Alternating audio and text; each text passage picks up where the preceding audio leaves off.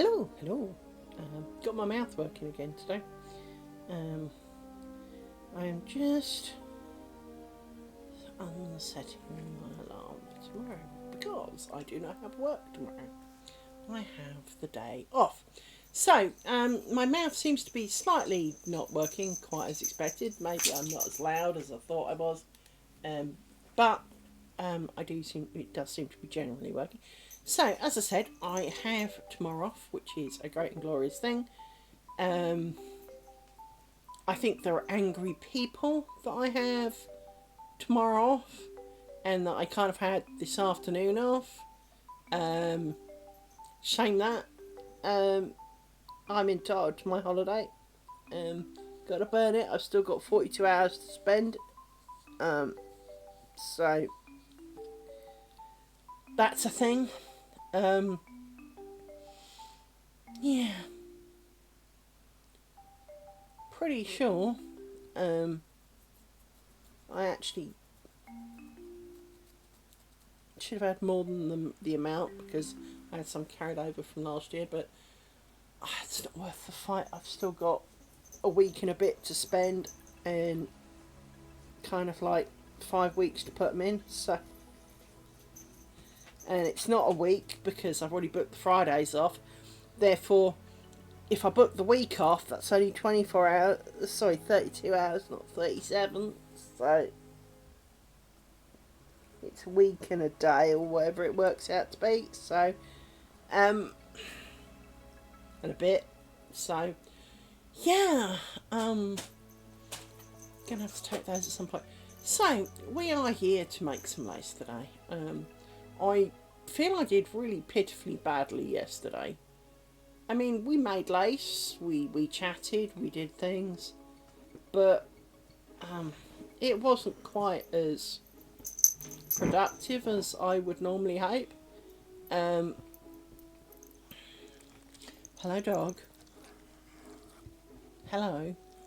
Yes. Now this dog, the little brown dog, is in the doghouse today.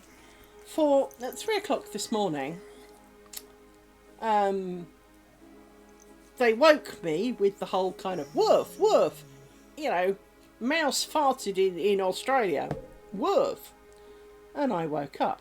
Then realised I needed a pee, so I went for a pee. I came back and someone was lying on my pillow, all of my pillow, like completely kind of hot dogged on my pillow and wouldn't get off it. No. That would be you. Yes. That would be you. And so I then had to try and sleep on the dog. Didn't I? I had to sleep with you as my pillow and not kind of squish you because, well, that's not going to be a thing. And you didn't half grumble about it, but you stole my pillow. You did. You stole my pillow. You can tell it's winter because during the summer, the dogs would bugger off, sleep downstairs, sleep anywhere. Now it's colder. They want to sleep on me. And I mean physically on me. So not only was I lying on her, he was lying on me like a scarf. It was a bit of a sandwich, really. And I wonder why I'm tired sometimes.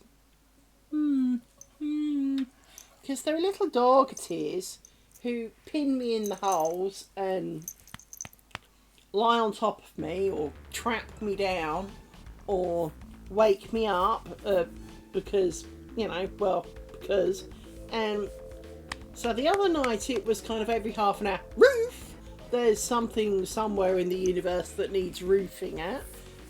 So we barked at, frankly, mouse parts or whatever it was. Yes, you, little one. I just straightened all of that and made it the right angle. You're gonna come straight back up, aren't you? Oh no. Just do it all round. Okay. So it's one of the joys that dog owners bring. This is what you get at like every half an hour, sometimes at night, and so hence I'm start is that they bark at literally nothing. There's a bit of wind outside and a tiny bit of rain. Yes, there is weather outside. I am aware. For first of all, the back door opens when the wind blows in the wrong direction, so I know there's wind. And I can also hear that there are raindrops. Yes, I am aware that there is like weather. The weather will not hurt you. You're indoors. If you choose to go outside to do your piddle thing, which you should. Oh, you brought me Heffy. Hello, Heffy. How you doing? Heffy, Heffy, Heffy. Heffy, Heffy, Heffy. Heffy. Can I have him? Can I hold him? Hello, Heffy. Snuggle, snuggle, snuggle. There you go. You can have Heffy back. So yeah, it gets a little draining on one's soul. So I've had a real good nap this afternoon. Quite an epic nap, actually, about 3 hours nap this afternoon. So I have recovered from the 3 o'clock in the morning incident of dog. I'm just not telling her that. I haven't eaten any dinner though. Somehow I didn't get round to dinner. Got distracted, did some things, blink, blink, and it's, well, after 7:30. So here I am, wondering how finishing work at 2 o'clock and where all some of those hours went. But, as I say, did finish work at 2, had a 3-hour nap, it was great. Real weird dreams in it, but that's always good fun because, well, they're kind of weird. It was good weird. It was not it's not some of my stress dreams, which is quite a good thing because I've been having a lot of those. Now this was just genuinely weird. I'm not going to tell you what it was because it's slightly embarrassing, only because it involves someone you'll have heard of. Not that any of it is even remotely true, nor would it be true, nor would it ever likely potentially be true. It was a big pile of crap, but it was kind of, anyway, it wasn't that embarrassing, but it's embarrassing enough that, you know, it's a bit like, you know, I don't know, the equivalent of wetting yourself in public, embarrassing in a dream. Not that you did, nor that you did it, you know, it's not like you woke up and discovered you wet yourself, but in your dream you did, and it's still embarrassing kind of thing. It's on that kind of level. I did a dumb thing, but will you stop licking the couch? Animals. Seriously. 3 hours. We snuggled, you snoozed, you snored like a fucking navvy. And don't you be offended by that. Don't you be offended. You're the one who was snoring like a navvy. You so were. Do not give me that tone of look. You, young lady, snored like a navvy. You were like a concrete grinder in the corner. Yes. You curled up like a little ball, like you do, and you snored, young lady, like the world's weight had been on your shoulders, and this was the first time you'd slept in years. Yeah, actually it was more accurately half an hour, because you were asleep before I went to have my snooze. You then moved briefly and went back to sleep. So don't be pretending you have a hard life. You freaking don't. So, see, oh, and the stick thing. Why does the stick thing keep doing that? It keeps waking up randomly when I change over. So I do apologise if you got sticked. It was not my intention. Because I can't hear the stick. But I assume that you had the sound with the stick, so I still have a sore thumb, just to complicate my life. You know, why have an easy life when you can have a harder one? Yeah, ex-husband has phoned me earlier, which is part of the reason I'm a bit later than I was going to be. Um, Apparently he tripped over cat number one. Well, he tripped over while dealing with cat number one, or over it, or a bit of both. And he's bust a rib, and it's not even his cat. Hence it's called cat number one. It doesn't have a name. It's not his cat. He has cats that come visit him, and this is the first cat that came to visit him. So he refers to it lovingly as cat number one. I believe there are 9 or so in total now. Maybe there's more than that. I could be wrong. But there's certainly many cats. Well, part of the reason, of course, they come to see him is he feeds them dreamies. So, personally, if the cats are annoying you, stop feeding them. But he feeds them, and so they come. And I mean, don't get me wrong, if stray dogs came to my door, I'd feed them. So I'm certainly not going to pretend that I'm holier than thou at this. But yeah, he's tripped over his coffee table. Well, tripped and landed on his coffee table, bust some ribs. I went to the doctor, got some painkillers, so he's feeling slightly second-hand today. And taught everyone a bunch of new swear words because, you know, I hurt like a motherfucker, as it does. As we all know, landing on things usually does produce, you know, if you land on the corner of something, even if you just whack your knee on the corner of a desk drawer or something, there are words. They're just no words that encompass that agony. And if you've managed to bust a rib and crack another one, yeah, that's going to hurt. Apparently, of course, now it's just a problem to sleep, breathe, cough, fart, poop, giggle, sneeze. But frankly, anything other than not existing is painful. And it's kind of like, yeah, breathing is kind of not optional. You know, that is, you know, that is kind of how it works. It's a bit like having a sore butt. If you've ever had a sore butt from something, so such as you fall down the stairs skidding down on your butt, and you bruise it, or you just annoy it greatly, right? One of the key things you will discover is how much your butt plays in your day-to-day life that you never notice. It's a bit like the sore toe. If you don't have any sore toes, you walk around and you don't think twice about it. The moment you've got a sore toe, usually your big toe, but, you know, technically it doesn't seem to matter. It now seems like everywhere you walk, you find the edges of things by kicking it. So you go to the kitchen to, I don't know, put on the kettle to make a coffee or a tea. You've rammed your foot into the baseboards of the cupboard. You go to fill up the kettle, you ram your foot into the baseboards to fill up the kettle. You go back and you ram your foot into the baseboards of the kettle. You then go over to where, you know, if you have to move to get a mug or a cup or a spoon, you will ram your foot into that. As you walk along, you will trip over the soles of your shoes and your toe. The dog will stand on your toe. You will find the couch with your toe. You will find the table with your toe. And you kind of sit there going, I don't remember in my toe ever during that. And you don't. I once had a pair of shoes, and it's really hard to explain. But if I show you this, because this will be the nearest I can show. If I show you this, you can see there's a bit of a lip on the outside. And I had shoes that were very much like this. So if this was the toe of my shoe, it had a kind of rubber lip on it. And it wasn't very big. It really wasn't. You know, it was measurable in millimetres. It was really quite small.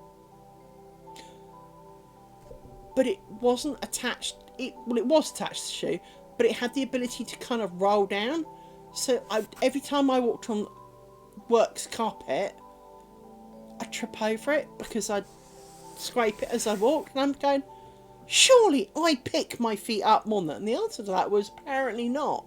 Because apparently I go around, you know, within one hair of scuffing my feet constantly, and this slight little lip on the shoe meant that now I was failing to clear the carpet with my shoe, and it would then grab the rubbery bit and, well, cause me to trip over, because well, it did.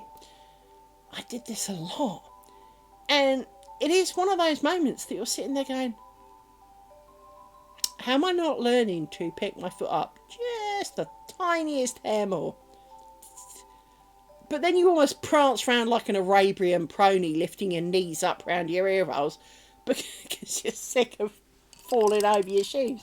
So, but if you've ever had the sore toe or a sore butt, you all know that, frankly, everything involves, well, pretty much anything that you've got sore thumb.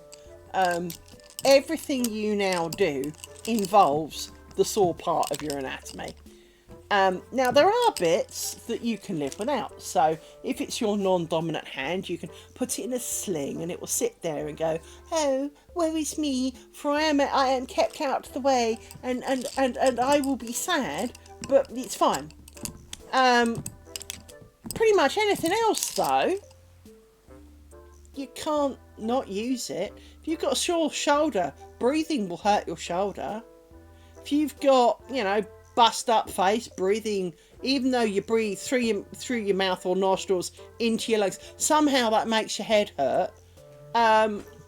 It is quite surprising how the body is. The problem I'm finding with this sore thumb is that I can't pull on the threads very much.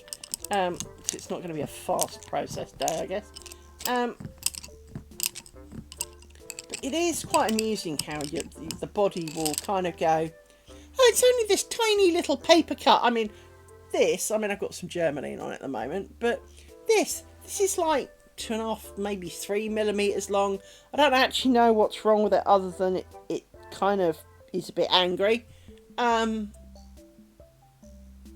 Basically, it's taking my whole thumb out of action because it hurts.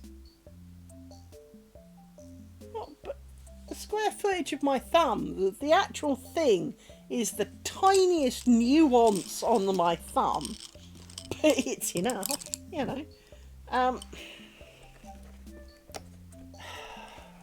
Life's too short, people. Life is too short.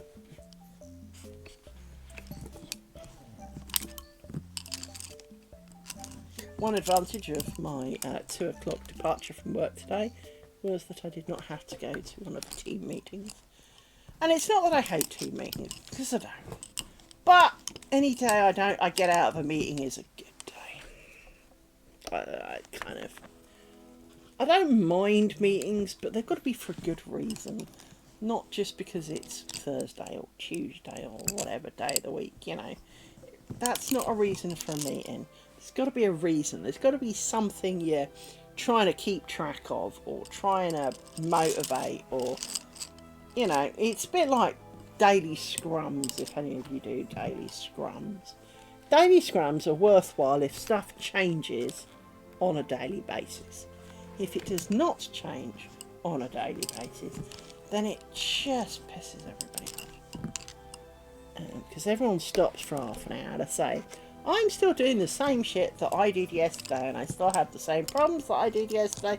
I'm still waiting on this from so-and-so, I'm still waiting on that, but I still have plenty of work to do in the meantime, so I am making some progress with this, but I will reach at this rate, a point by, say, next week, where I cannot proceed with this further until something changes. Repeat, for a week, and you're like, this is just a waste of time.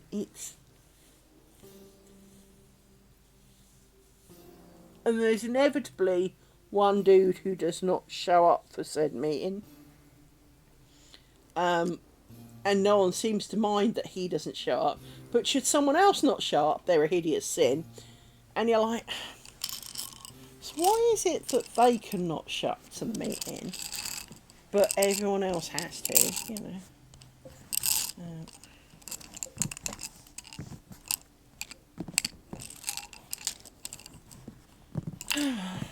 I did a good thing today. did a good thing today. Let me show you my good thing today. Make some space. So as you know, I've been trying to master the art of tatting. And although I haven't finished this one because I didn't sew the ends in, I'm trying to tidy up some of the changing of the colour. This is actually quite a good one, but I've got like, you know, I haven't actually sewn the ends in, so but maybe not. But I did this one, and this one's looking pretty damn good. I mean, the end is noticeable, but it is fairly invisible in that it doesn't jump out and scream at you. The tension could be a bit better on some of these little outside bubbles, I think. These inside ones are really quite round. These ones are not, and they're the same. So clearly still something to work on. But it is getting there slowly. And although, you know, they're not the fanciest and nicest of squares, I mean, like that, they look pretty horrible. They look alright as when joined with friends, and I'm not joining them with friends because I can't be bothered. But it is more the practice of doing the ring, swapping to change, swapping colours, the starting and the stopping. It's more of the practice of that than the actual event of I made a thing. Because I do want to kind of make something useful to somebody. I don't know who, but somebody, you know. Kind of thing. I want to make something with it. I'm kind of getting into it a bit. Oh, excuse me. I'm not tired, I just kind of, well, anyway. I'm yawning, but I'm not overly tired.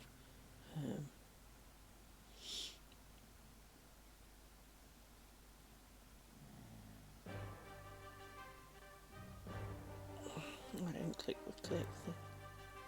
I got paid today. Awesome.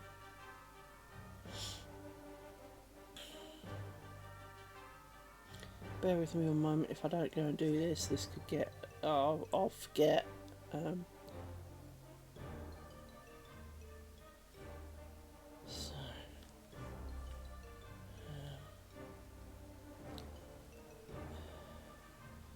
need to go there. Yep. I need to pay that. Because it's due tomorrow.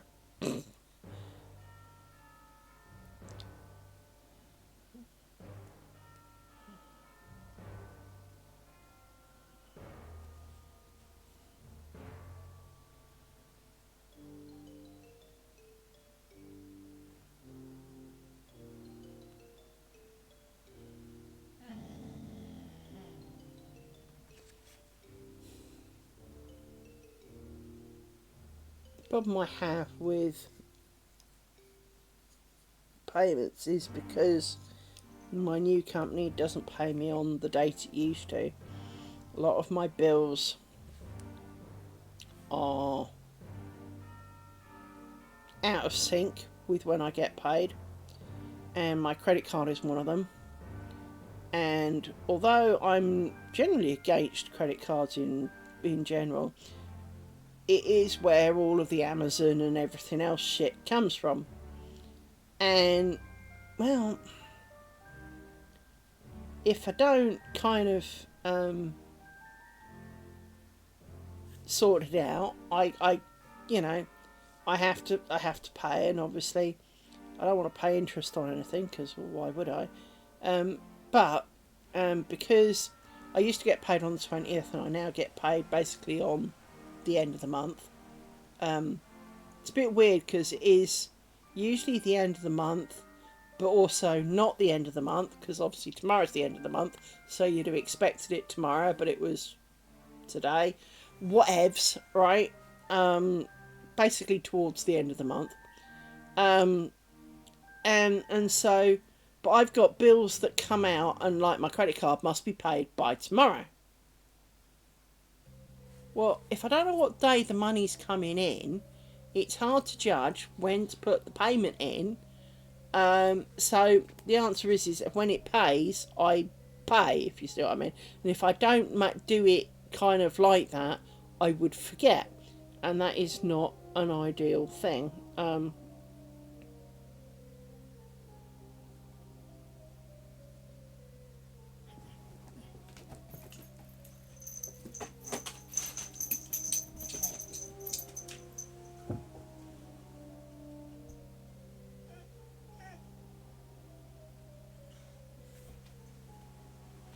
Don't remember what that was. So I just seen a thing.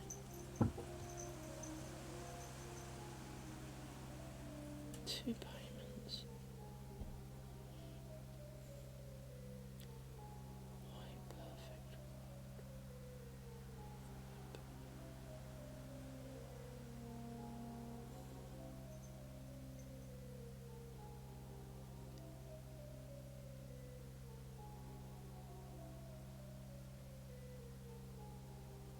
Oh, I know who they are. So I was trying to work out, but then I wouldn't expect that to be. I thought I paid that through PayPal.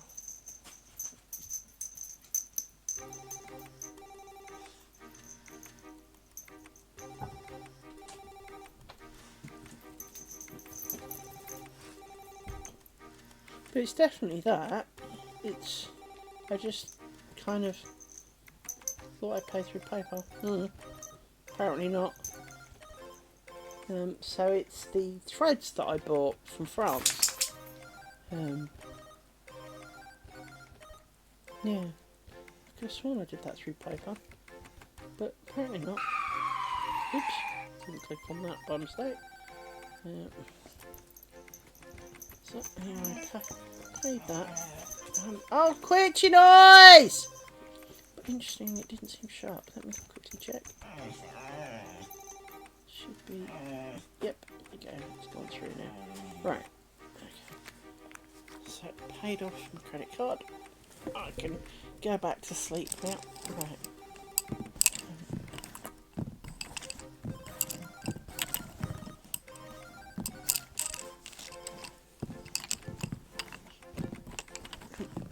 Hiccups. If my hiccups go the way my hiccups often do, they'll get really, really loud. I apologise. I do have my own ways to try and stop my hiccups. Shut up, dog! I've found that if you try and work out the time of your hiccups and then expect it, they tend to go away. Which is a bit obscure, but it works for me.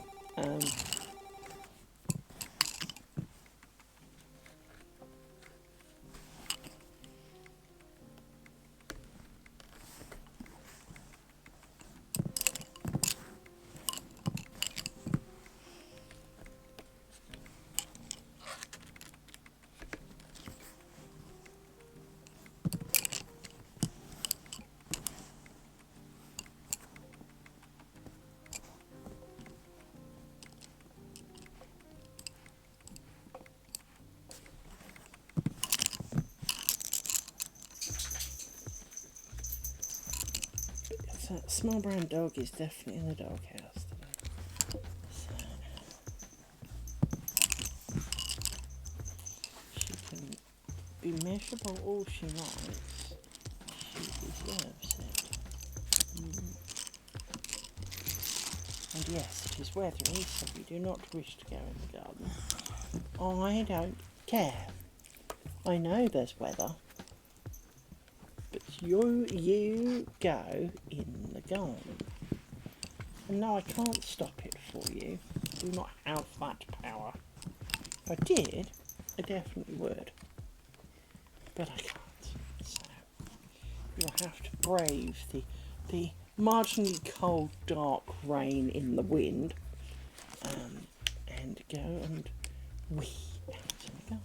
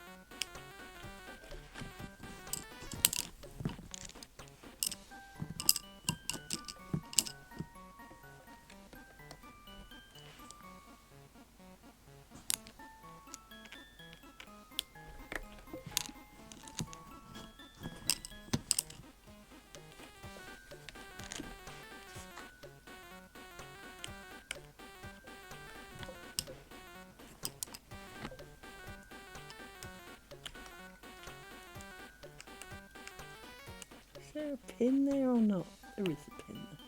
So I can't see it 'cause it's perfectly aligned with the line on the card. Can you stop licking her bloody ears? He does. He sits there kind of suckling on her ears, and then she gets cold, wet ears. And it's not good at this time of year because it doesn't dry very well. Come here, let me dry your ear.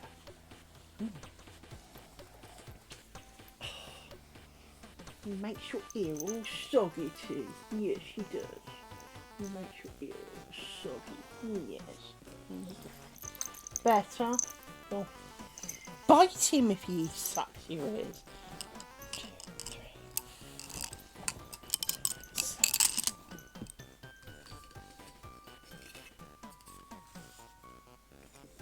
Where's the other long one gone?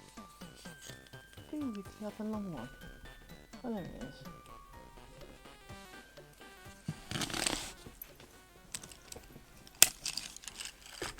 Go over there.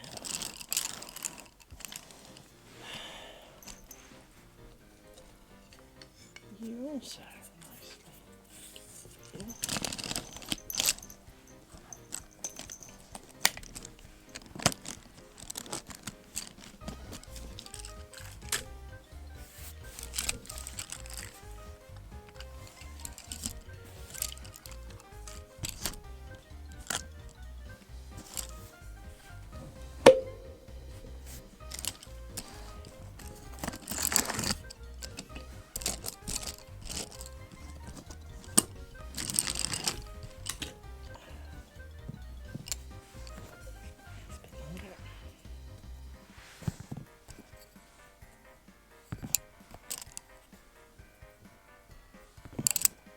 See, Thor Thumb does not enjoy this at all.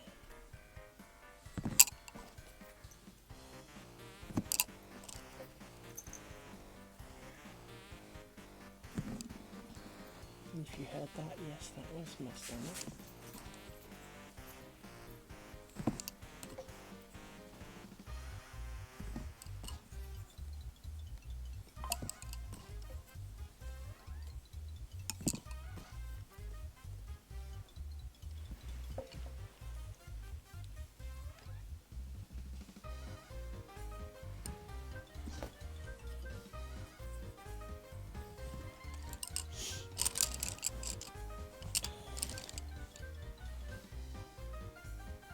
Do love it when you've got a bank app and you've got to do almost like spit on this, pee on that, blood sample here, you know, name 28 things about your childhood and you know, and eventually you might be, I'll let you in. You pay something and then your phone goes, oh no, someone paid this.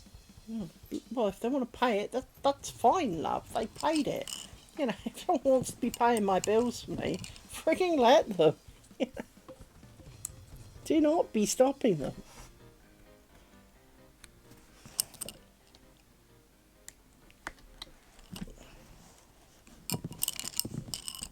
Hello, Mickey Catsney. How are you?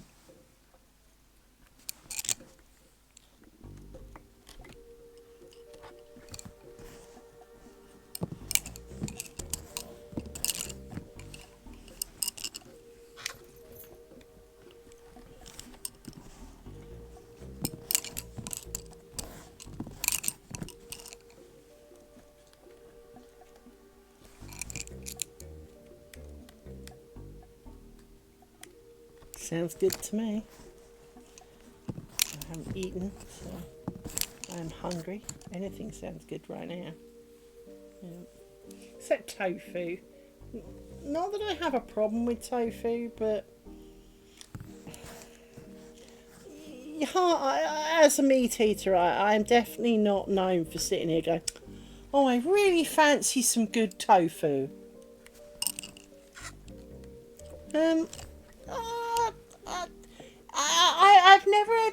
I've never had it myself. To me, as a mussel, I would feel it has the potential to be a little bit tough. But it is certainly edible. Do not lick my hands. Just lie yeah, it's it would be easy to have it look edible but not.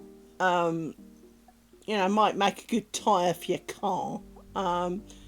But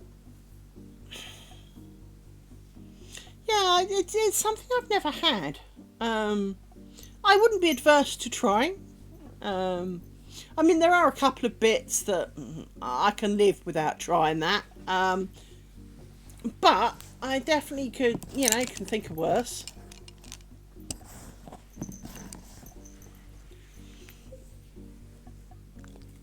Yeah. To be honest, as a general whole, despite the fact that not everyone is hugely overly wealthy,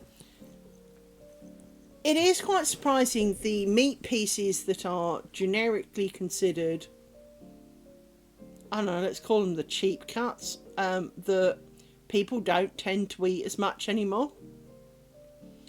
Um, so we are talking offal, tripe, and the rest of it.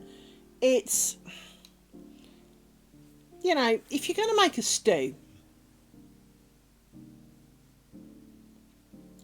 well, this is what I was going to say. If you make a stew, there's no point putting the best ribeye steak in it.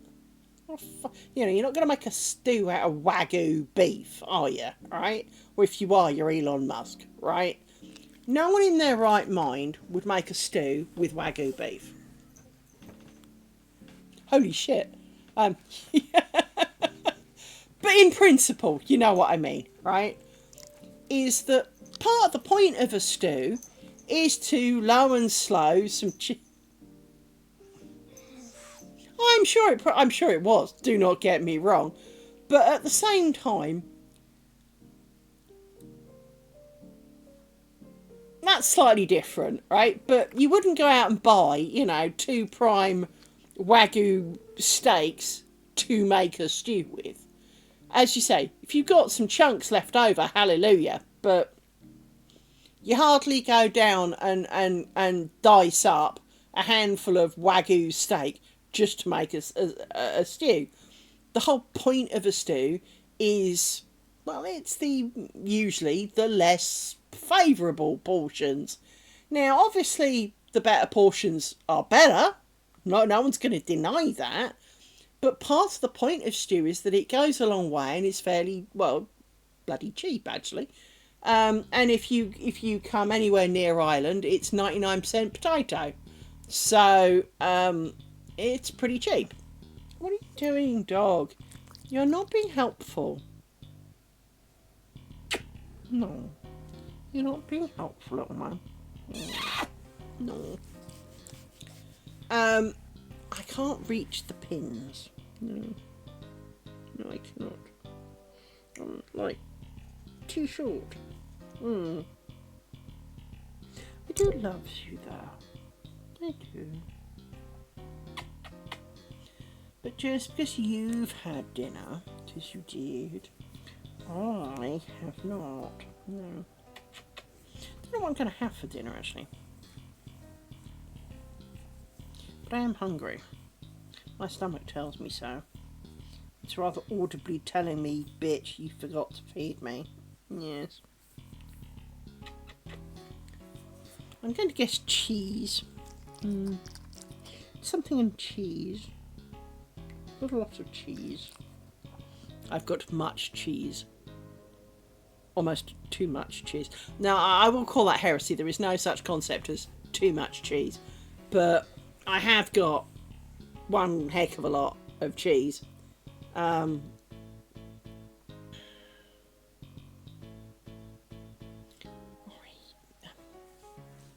Little man. We've got tomorrow off. Tomorrow we can stay in bed and we can hug and then get up and hug and watch telly and hug and then do streamy thing and then do nuggets and yeah, you remember tomorrow's nugget day, and then hugs and then go to bed and hugs and then get up and hugs, more hugs evening hugs, and then we stream it, and then we go to bed. So that's the plan for next week. So there's a lot of time for hugs. You're not exactly deprived of them, my dear man, who gets hugs while sitting on the can. I sit on the can because you climb on my lap while I'm trying to have a pee. Claws and all, which is not pleasant. Mr. Flojo and his nails here. When Sir wishes to climb on you when you have your trousers down, there is not really the option of saying, no, why are you chewing my finger? When I say chew my finger, he's got my finger in his mouth. They don't actually entirely chew it, but they both do it. They both kind of like to have my hand in their mouth, and they kind of play with it. It's kind of weird. They obviously spend a lot of time licking it, which is annoying. But they also like kind of holding. She likes to hold it at a really painful and uncomfortable angle. He likes to kind of just play with it. It's, yes, I know. You do, basically you do to my hand what you do to her ears, don't you? Excuse you! You can see what I mean about his claws, though. Mr. Flojo and his wretched claws here. I mean, let me look. Look how long these claws are. Just look. Look at them. But he won't let me cut them. Or file them. And if I was to pick up anything remotely to do with the making it less painful to me section, because his dew claw isn't curly, but it has a curl to it, and it kind of, well, digging in my finger right now because my hand's underneath. But his claws are generally quite long and overly long, and you can't really see because I can't really turn his claws. But you can see there, if I do that, you can see how long they are. They are far too long. But he won't let me do anything. And then he does use them to hang on, because he's a little shitbag like he's doing now. He's bent his hand round to hang on to my hand, and he is licking it. Stop licking my hand. And stop trying to put holes in my work. No, don't lick the other hand either. That was not an invitation to lick the other hand. You've made my pillow wet now. You've licked it. There's slob on my pillow. Little man. There is. Come on. You sit down there. Yes, you sit there and be a good boy. Sorry for that. Oh, don't need pen. Twat. Right. Now I need the pen. As you know, I love them dearly. I'd love them more, however, if they were just slightly less annoying. Right.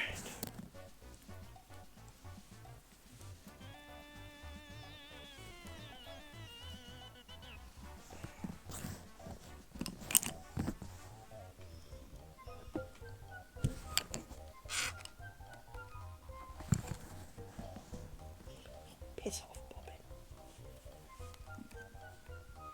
I am actually quite hungry. Could have pizza for tea. Got pizza in the freezer.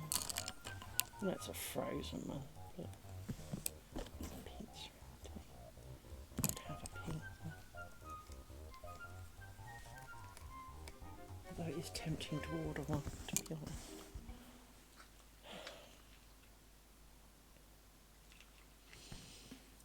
Especially as I got a text earlier saying that they were 50% off at Domino's. So have a quick look on Domino's and see just what I can get for how much.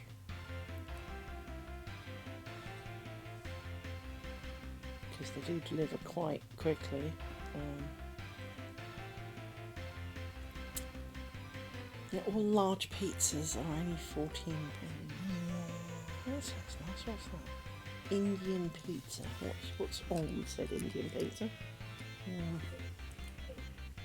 Indian spiced pulled chicken, green peppers, green jalapenos, red onions, and mozzarella with tomato sauce, and an extra sprinkle of our gunpowder spice blend. Looks like the traditional kind of American hot kind of thing, really.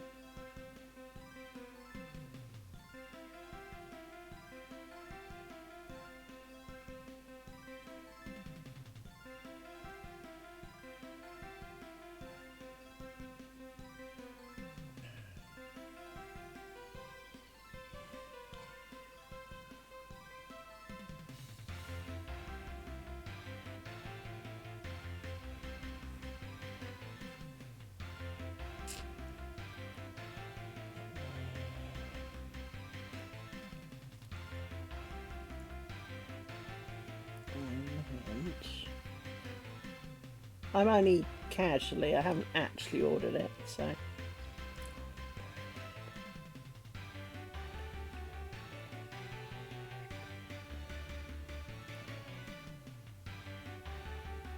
I'm not getting you like 14 strippers. But the problem is they do things like give you things that only come in odd numbers.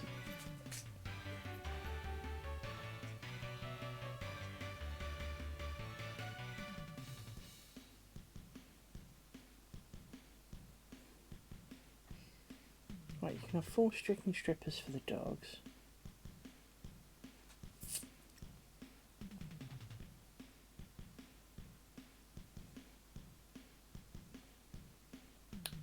I do like their garlic bread. Really do like their garlic bread. To be honest, I could order like 5 garlic breads and be happy.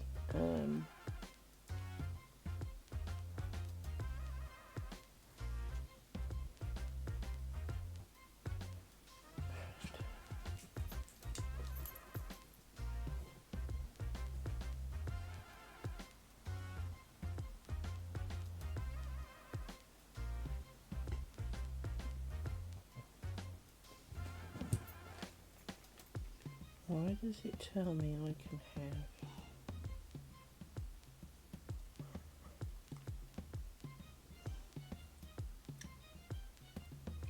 one of these really cheap things? Now 4 cookies.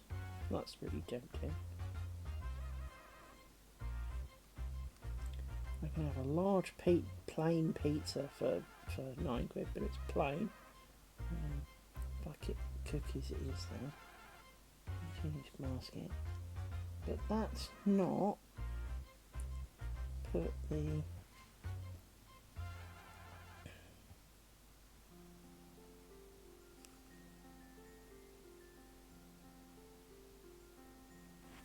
So what was the text message?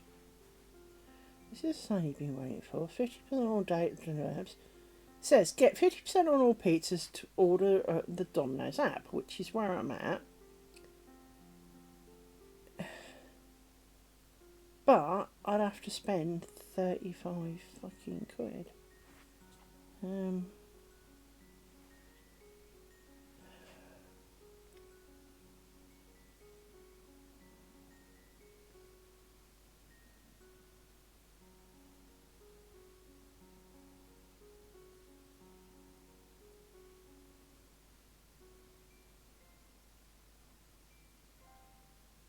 Which apparently I don't qualify for.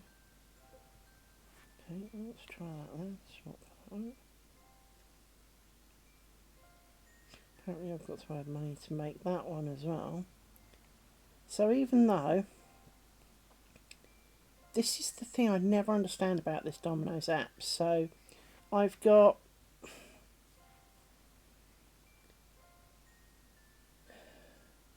pizza, which by default is £25, by the way, for a 13.5-inch pizza. 4 chicken strippers for £4.50, a garlic bread at £6, and some Domino's cookies for £4.99. Even though I'm sure when I just clicked on them it was less than that. But that's a total of £40 and 47 quid for one pizza, garlic bread, couple of cookies, and some chicken strippers. That's a lot of money for one pizza, especially when it said pizzas were 50%, and they're not. And I'm sure when I opened the app it said that they were 50% as well, which is slightly frustrating.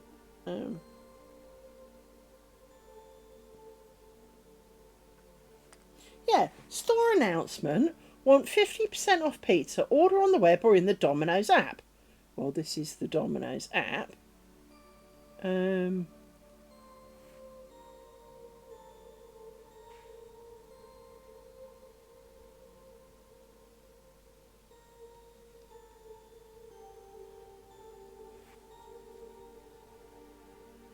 it's not doing 50% off.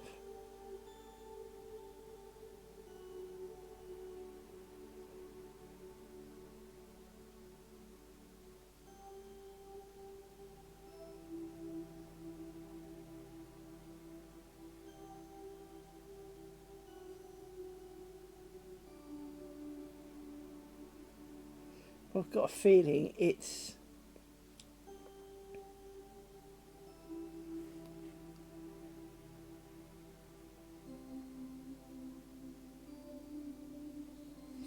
Let me quickly open the thing. Hang on.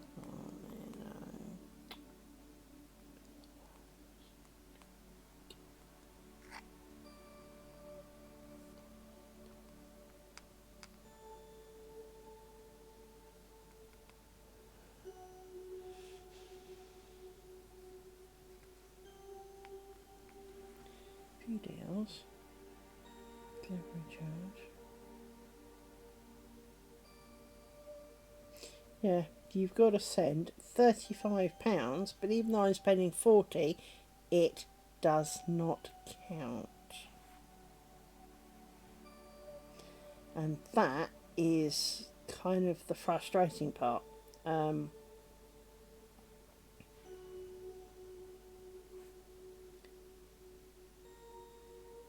Is that even though it's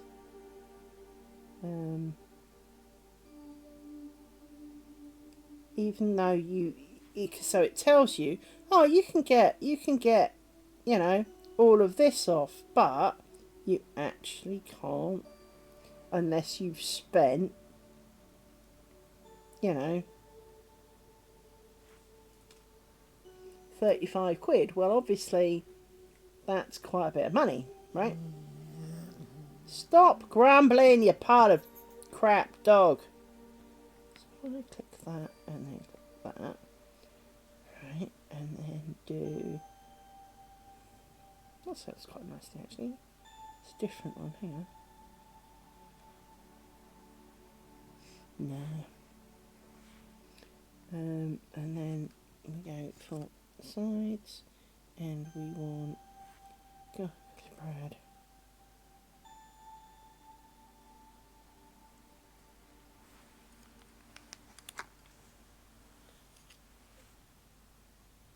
Yes, yes, I do know that my dogs do talk.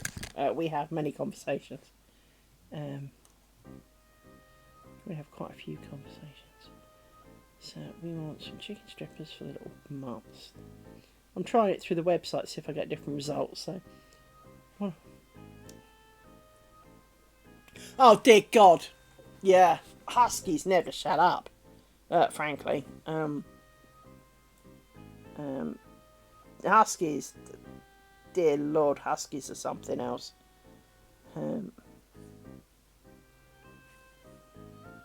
Yeah, huskies are very distinctly nor do I, to be honest.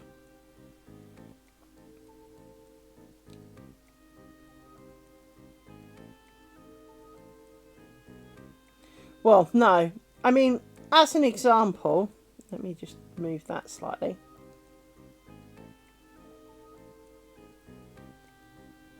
Actually, let me just put my finger over it.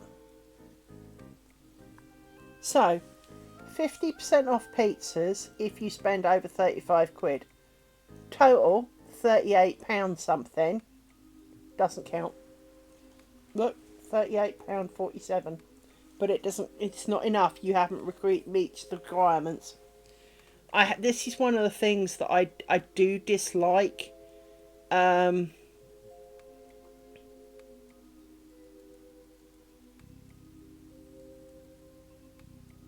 No, we don't work that way in the UK. Taxes are all included, and you can't do that.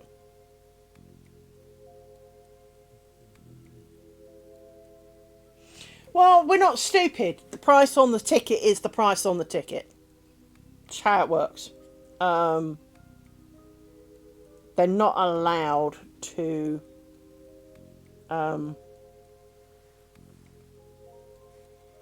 they're not allowed to kind of con you out of things.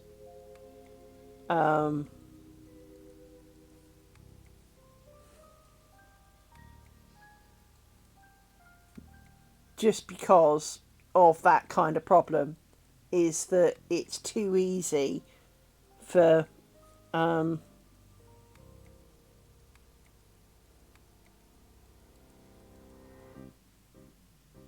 interesting. On the website I can subject it to a deal that I can't seem to pick from the app.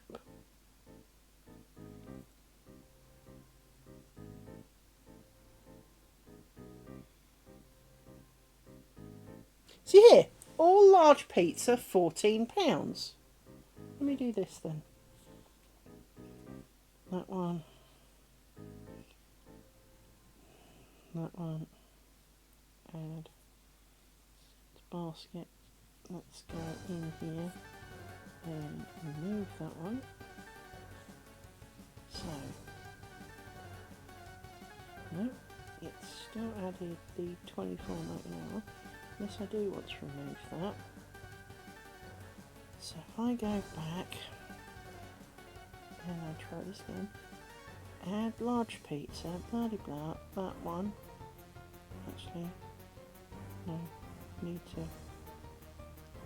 click on the thing, change the crust type because I'm a pain in the arse that way. I like the Indian style, the Italian style thing. £14. There we go. That's better. It's not a lot better, but now it's only £29.48. It's still a lot of money for a fucking pizza, though.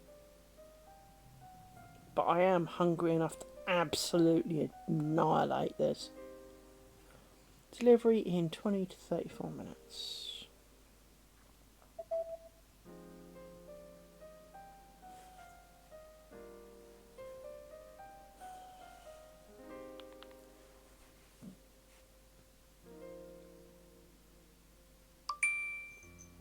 That sound is dinner on the way.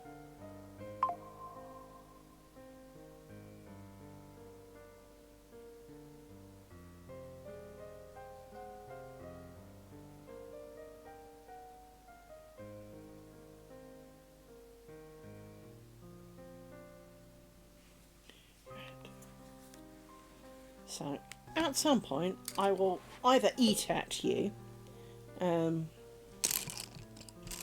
or whatever, just because I'm hungry. I'm at that kind of, I feel like if I open my mouth too much, I'll inhale something, kind of black hole level of hungry. I will point out all I've had today is a cheese sandwich, so it's not too surprising. It's not like, I've eaten enough. I'm not a my 600 pounder who ate you know, family meals for you know, for a week for breakfast, you know. I had one cheese sandwich, and that was 9 hours ago. So let's not be pretending it's like I've overdone it here. It is reasonable that I am hungry. And I know I probably shouldn't eat this late. Yeah. Boom, hungry! And so, and I can stay up late today. So, because I'm not getting up stupidly early tomorrow. So I can upload the video tonight and play a bit of game while it does. And, by the way, games of choice at the moment are Mega Bonk, Ball Cross Pet, and The Horde Wants You Dead. If you have, now I'm not usually into shooting games, that's not usually my bag. I'm not against shooting games, I have nothing against a shooting game. I'm just not into like Tarkov and Call of Duty, and they're just not my kind of games. However, The Horde Wants You Dead is like $10 or something ridiculous, right? It's really cackle, and well, it's quite frustrating, in the mobs ramp up definitely quicker than you can get power-ups, and when a mob dies it leaves like a little gem and you go and collect the gem, and when you've got enough gems you can, a crate will land and you can pick from 3 random kind of power-ups. But a lot of the time the power-ups are really quite tiny. So for example, a normal power-up for your gun, whichever gun you've got, will be something along the lines of, your gun will now fire 31 more rounds per minute. Well, that's once every 2 seconds. Hardly to write home about. Now, some of the, you know, green, blue and legendary, which of course there always are, sections are considerably more. So I think some of the green ones are like 51 times in a minute. Well, that's basically 1 a second. That's a bit more noticeable. But legendaries are real friggin' uncommon. You never get the ones that you want, obviously, because that's how all games work. So you also get grenades, but by default they have a 15-second cooldown. Now you can get power-ups that reduce the cooldown, but not a lot. I mean, it seems like a lot. It'll be like, you know, 1.5 seconds, or... But you also can get some that are like 0.75 of a second, and you're kind of going, out of 15 seconds, it's barely worth the money it's written on. So you have to make lots of informed choices as to what you feel is the better option. And the short answer always is going to be movement or damage. Now, there are other things.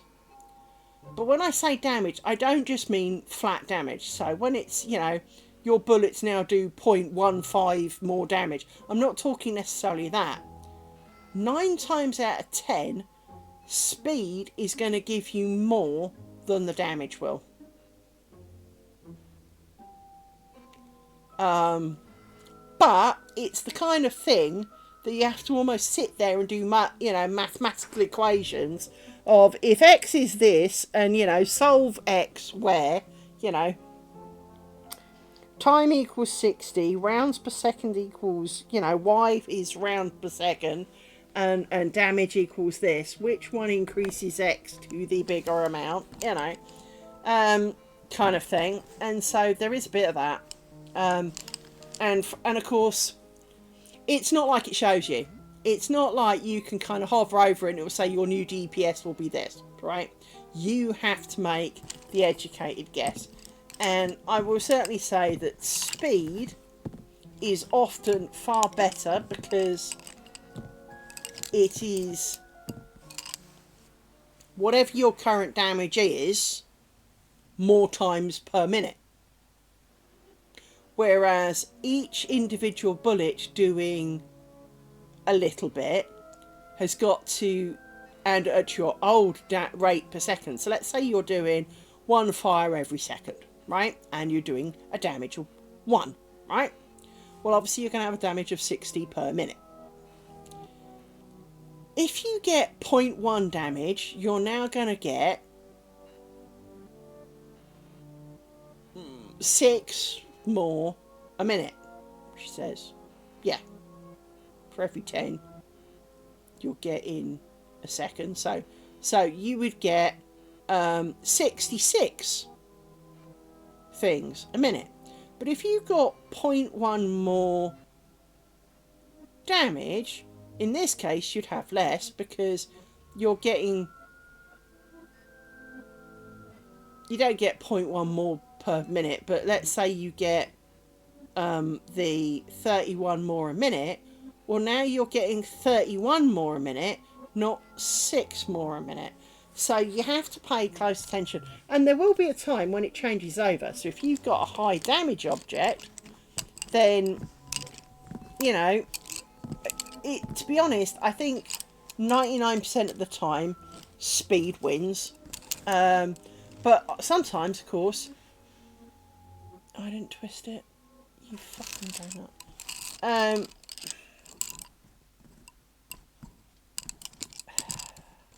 Didn't twist it before, did I?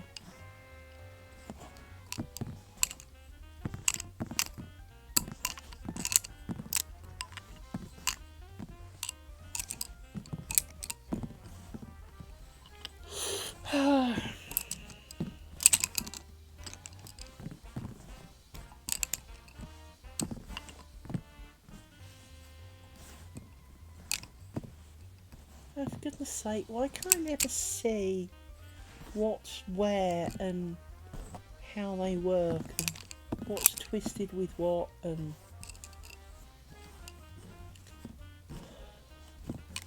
which is over and which is under, you know?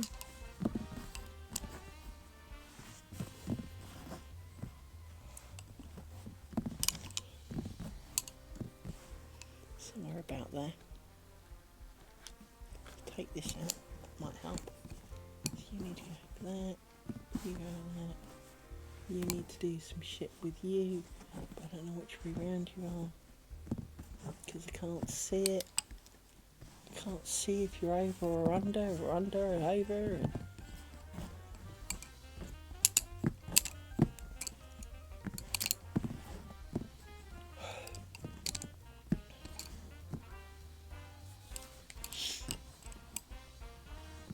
And fuck off, Spambo.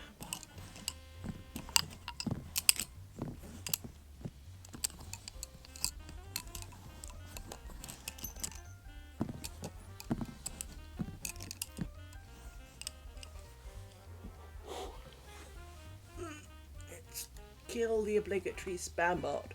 Report said spam bot for being a spam and a spam that he is. Spam bot. Click. Go. Done. Block. Deny. Excuse me. Close. Right. Now I've remembered to do the crossings. We'll do this again.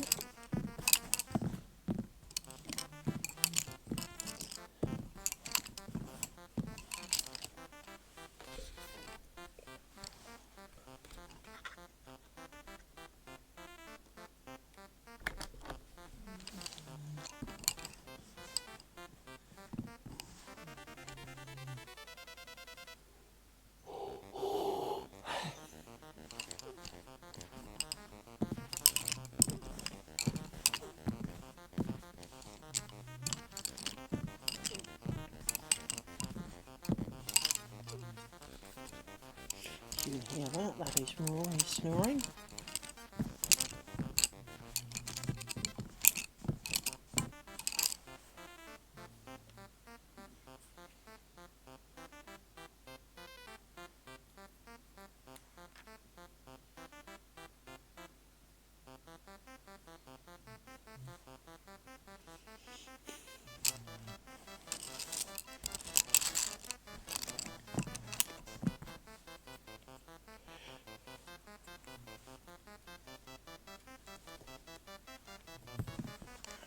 really looking forward to that pizza. It's definitely the right thing to do. And yes, Domino's, your text was the deciding answer. I will give you that. If you had not texted me saying I could have a half-price pizza, I probably wouldn't have done it. I'd have eaten the frozen one in my oven. But, well, in my freezer. Obviously not in my oven because I didn't cook it.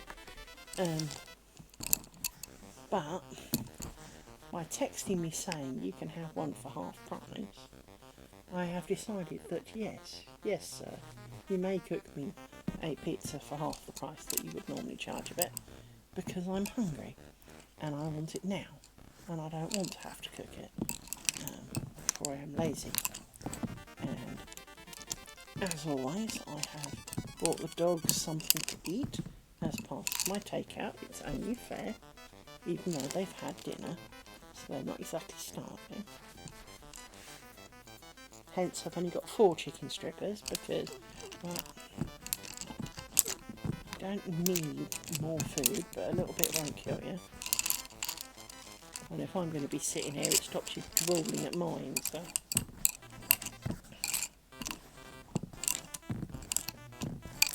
Just got to keep our Alexa porch on.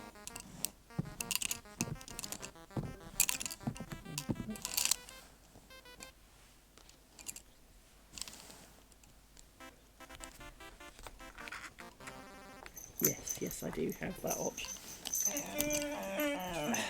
Unfortunately, it has that effect. For now we know the man with food is coming. Yes, I've ordered you food! And me food! Yes, there will be food! Man will come and bring food. Will, ow! How do you miss my leg, dog? It's fucking fat enough. You miserable cow.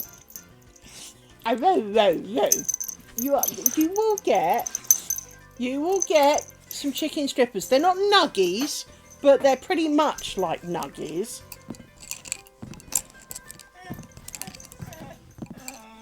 Yes, there will be food for doggies. Yes. I am not horrible. I did get you some. I can prove it. I paid for strippers. I did.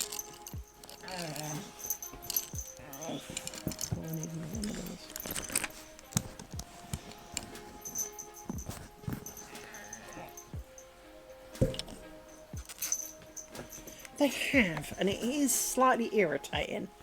I mean, as always, it's not that I don't love them. Well, I thought I was, but they seem to think otherwise, so, I am frustrated with some stuff at work, and I guess they pick up on that, and I am tired. I think so. I don't think he's here yet, you know.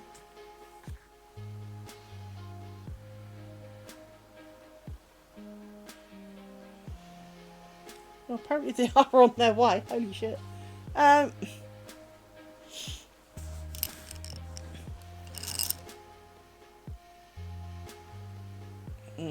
We British do not generally go to our doctor unless there is something wrong with us. So, I haven't been for a while. Actually, I won't even have to go for my yearly blood pressure check because I'm not on those pills no more. So, I'm not... Now, this was something that came up today. I got a letter in the post. How dare you miss your CT scan for a second time? Oh, you should see our blokes. The women only go when there's something wrong with you. The blokes don't go until basically death is happening. It's still impossible to get a doctor's appointment, mind. Don't know quite how that works, but yeah. So I got this letter from the hospital saying you missed another appointment with the CT scan. Basically, it's the second time I've missed one. And the first time, because I didn't get a letter. The second time, because I didn't get a letter. Now, after the first one, I got a phone call. Oh, you missed your appointment. Yeah, but we don't do that in this country. It's not how it works. But, so the doctor, you know, the lady from the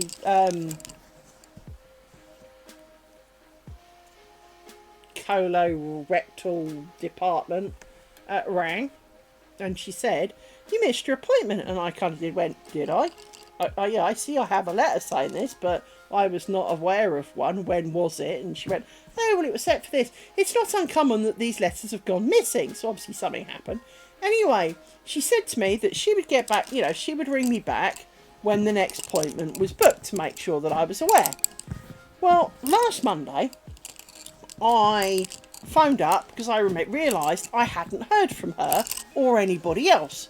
And I left a message because it's one of those departments where no matter what they're doing, it always goes to answer phone. They're probably sitting there having a brew, but it goes to answer phone. So I left lots of details. So I left my name and my date of birth and the colour of my underwear. And I don't think he's here, but he might be. Actually, he is here. Hang on. Hang on. Food.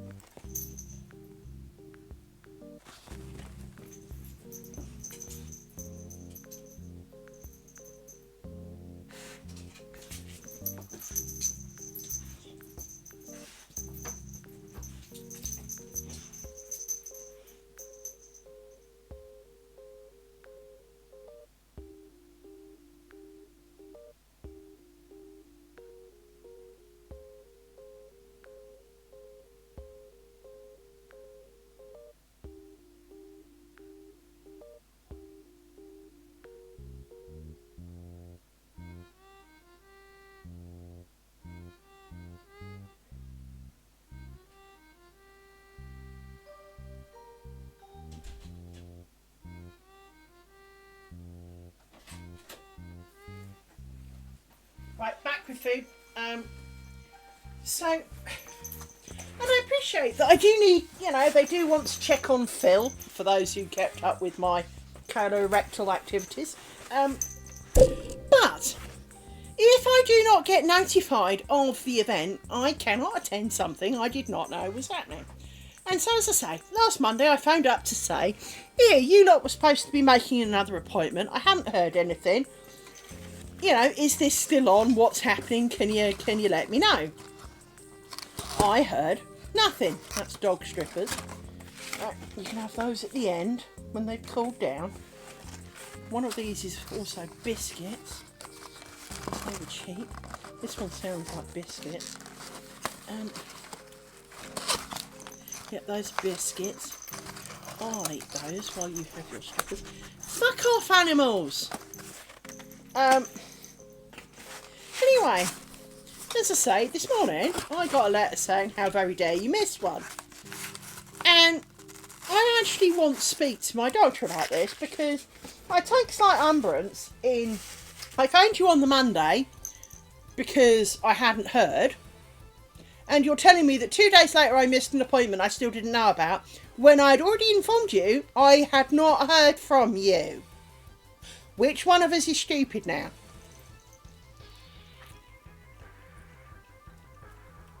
The people who didn't ring me back and tell me, yes, you've got one on Wednesday, at which point I could have gone, oh shit, yeah, I can make that, that's fine. Because I would have done. But they didn't, so I didn't. Meh.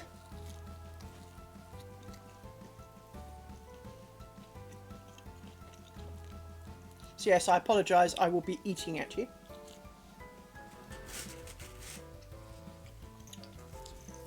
So, Domino's garlic bread. Great stuff, this.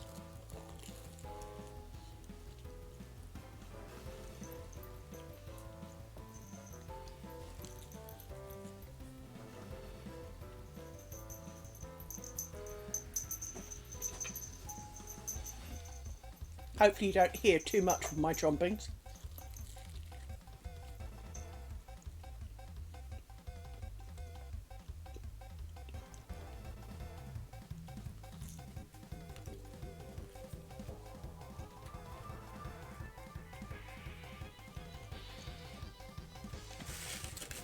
But yeah, it's not that I'm not prepared to go. It's not that I don't want to go. I mean, I'm not overly keen, but, you know, it is a requirement and it is good for me. So just because I don't I'm not clamouring going, can I have another one? You know, it's not that fun, but I don't hate it. CT scans are fairly painless.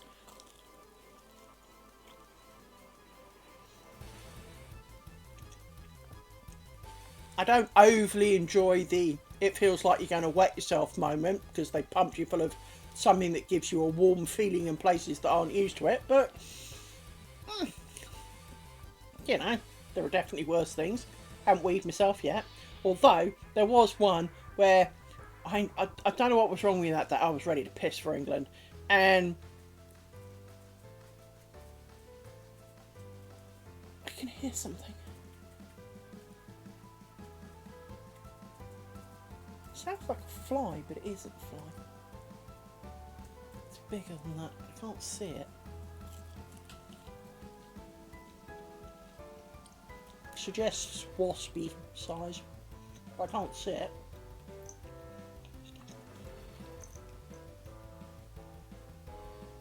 Now it's gone quiet.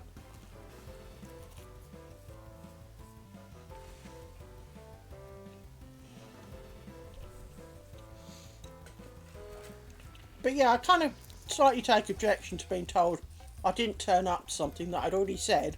I am not still aware of my next appointment. Please can you tell me when it is?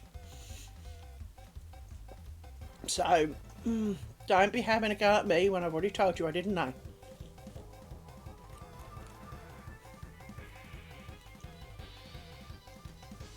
Especially when you didn't have the decency to ring back.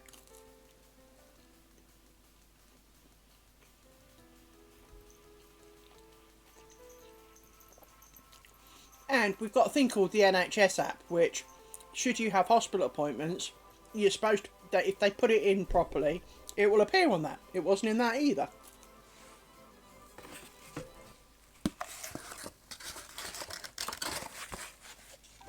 So, I'd already suggested, have you considered emailing out the appointments to avoid the lost in post scenario? Well, that's an idea, she said, you know. But they didn't do that. They didn't mail me. They didn't phone me back. I feel the reason for my lack of attendance is not really my fault. I mean, I was aware that there was one generally in the offing. But you can't exactly turn up at random points and go, is it now? You know?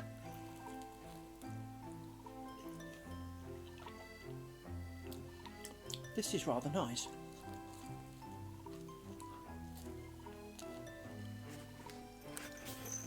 Hello! I'm just eating pizza at you, so for this I apologise. Let me share the state of my dinner. There you go.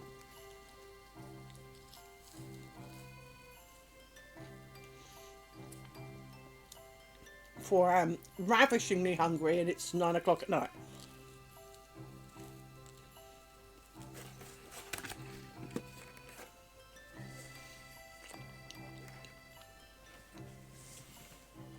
And so I ordered food rather than decided to cook it.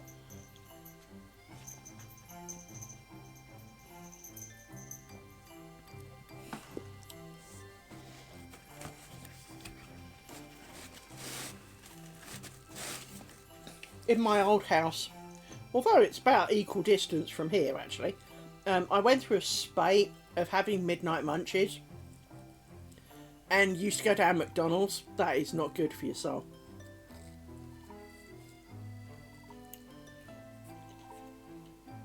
Take that back. It's good for your soul, incredibly bad for your waistline. Do not eat probably 3,000 calories from McDonald's just at midnight. Not a good plan.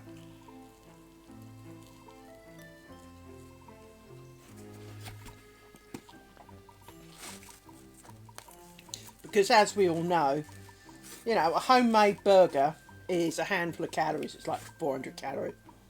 Burger from McDonald's is like 1,000 something. So it's really easy to eat more than your entire day's worth of calories by eating a couple of burgers and a fry, which frankly doesn't leave you feeling full, and yet you've consumed a day and a half's worth of calories. So this is McDonald's.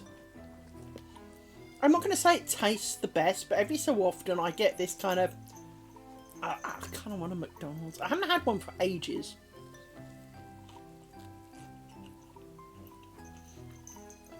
And thanks to the lovely app on my phone, it is something I can do.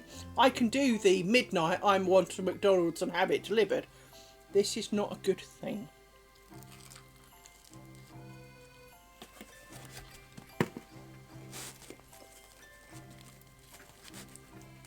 You will get the crusts as well, dog. Stop pretending like you're hard done by.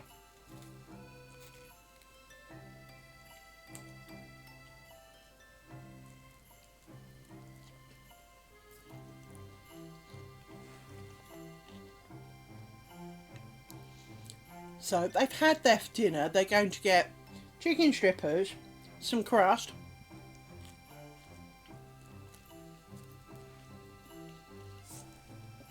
as in the crust,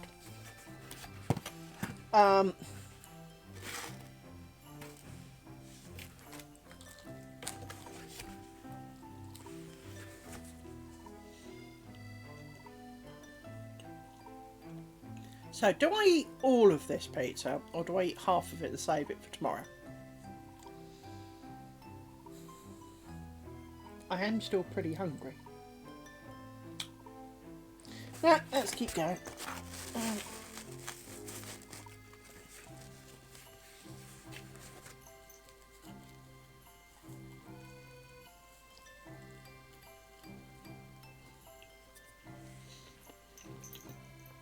So yes, I do apologise for eating at you, but I am stupid hungry.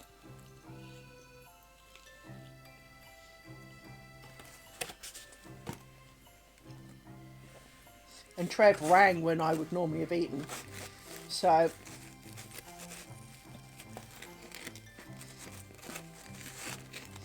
oh no, thank you, dear. No, it's right for one apologises. That's the done thing. Tis reasonable to apologise, but I am stupid hungry.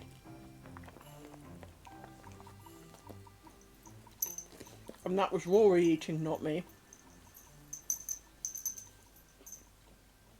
For a piece of pepper, took a leap off my pizza onto my lap. And, well, he got to it first.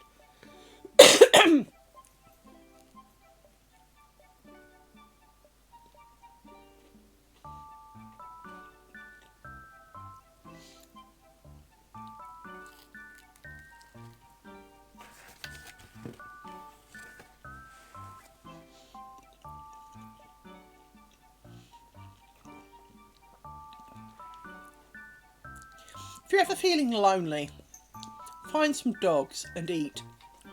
You are the most undivided, well-wanted human in existence.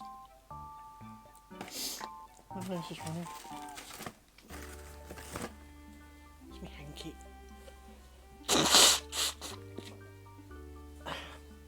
It is a spicy pizza, I ought to say. And when I say spicy pizza, I don't mean it's got 3 jalapenos on it, because that's not spicy. This is an Indian pizza. Now, it's not Indian. But it's got, what would I say? Kind of a Madras level of spice to it. So it's not hot, but it's not exactly not hot either, to the point. And there's quite a lot of the spicy stuff.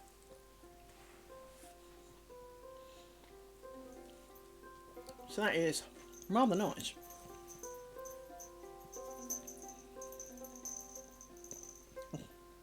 Glad I picked that one. Definitely glad I picked that one.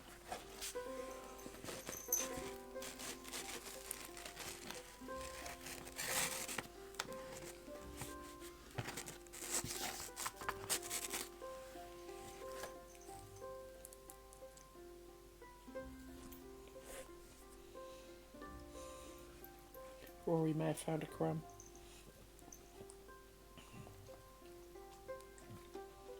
Oh, there goes another one. You're in the wrong place, Amy. You're all the way over there.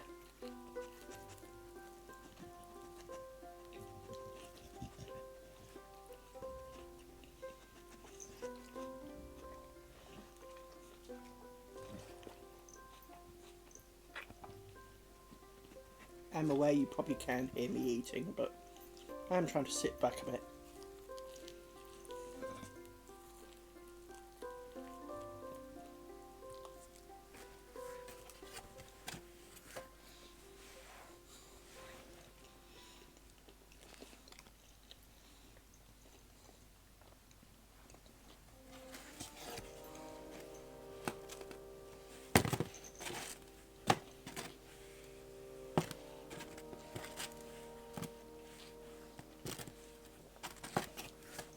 Dog feeding time.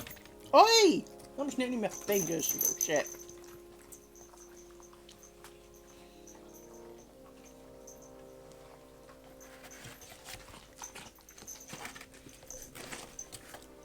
Gently. Better.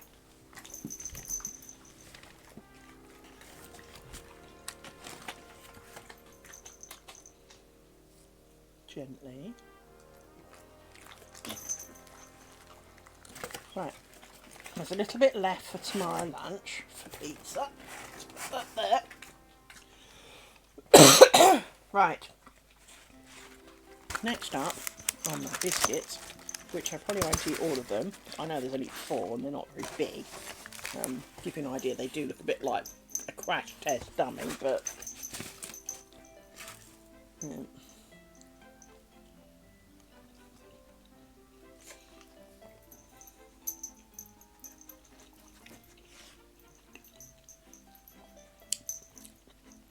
Ooh, they don't really go with the spice very well.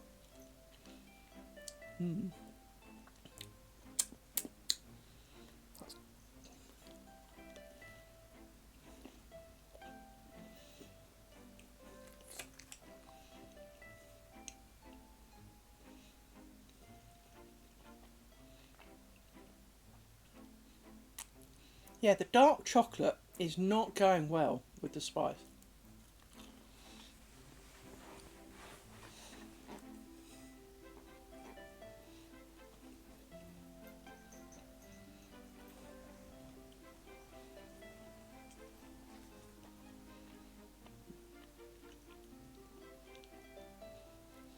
But part of the joy of these cookies is they're hot. The downside is the middle's not exactly cooked. So they're a bit... Now I'm all for a gooey cookie. You know, if you've got like chocolate melts where there's a melty thing of chocolate in the middle, that's great. But this is more... The outside is cooked.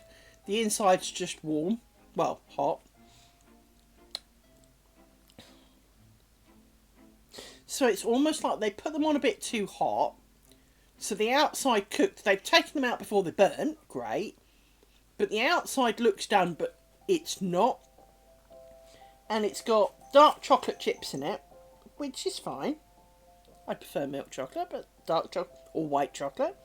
But it's the fact that the middle's not cooked. I mean, if I do this, you can see that it's not just the chocolate that's got pulled to it. It's kind of gooey. And that's quite nice because everyone likes cookie dough.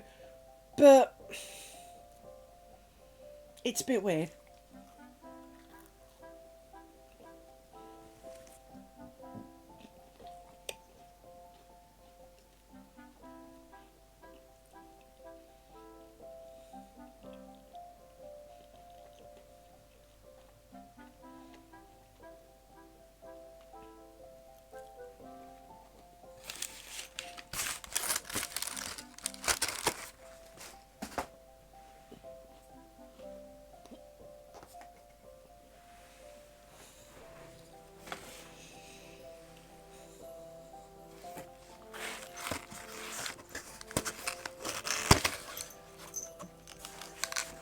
And in case you wondered, these are chicken strippers. And these will go in the dog. Yeah, look at your little faces. Gently. Thank you. There you go. Good girl. Rory can be a bit snatchy with his food. Hence you have to hold it like this towards him and then kind of let him have it. Give me gentle. No, that was nearly my finger, sunshine. Thank you. There you go. Right. You've had strippers. I've had 90% of a pizza and a couple of cookies out of 4. I'm feeling distinctly better off now.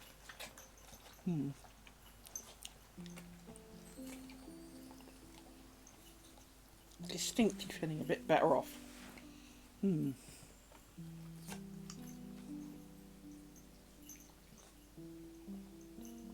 Time to wipe my hands with a baby wipe because I'm feeling lazy to go and wash them.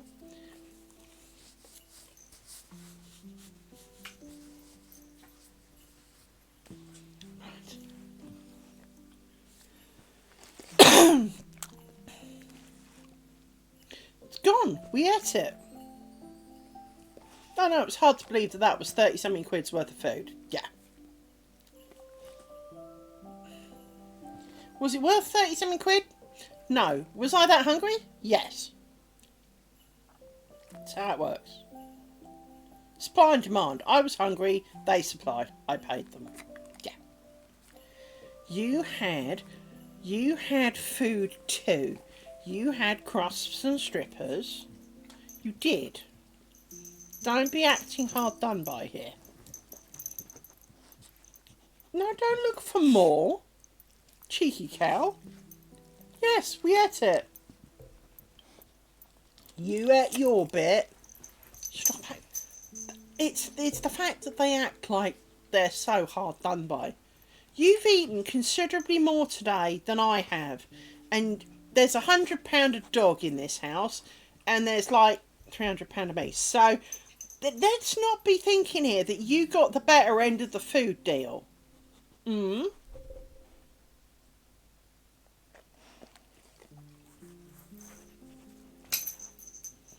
mean, yes, I ate the best bit of the pizza, but you still had pizza.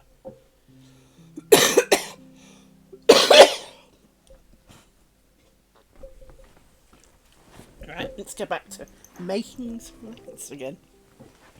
Now my tummy has food in it, and I am able to concentrate just that little bit more. Madam? Hello? No, don't lick the couch. What? My nose is running again. Where's my hanky?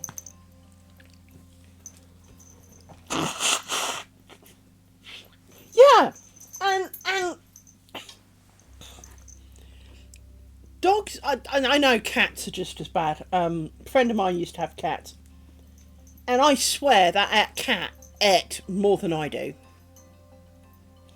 As a human, in terms of quantity, that thing was eating 5 or 6 cat pouches per day, and you're like, it's more than my dog eats. And, you know, she didn't have a Mancoon cat. It was just, you know, cat. It was an average cat. She was a nice cat, don't get me wrong. But it was just a cat. I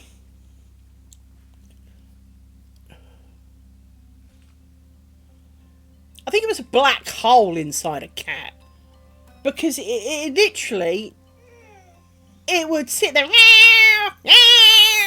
until she fed it, so she'd feed it, and almost like 30 minutes later, and then of course, stupid cat would look at its bowl that it got. It wouldn't have eaten all of it, of course, but now it didn't like the food that it had. It wanted fresh food now. Mind you, her dogs are not much better because she's got dogs as well. She no longer has cat. Cat's passed. Yeah. Her dogs are just as bad.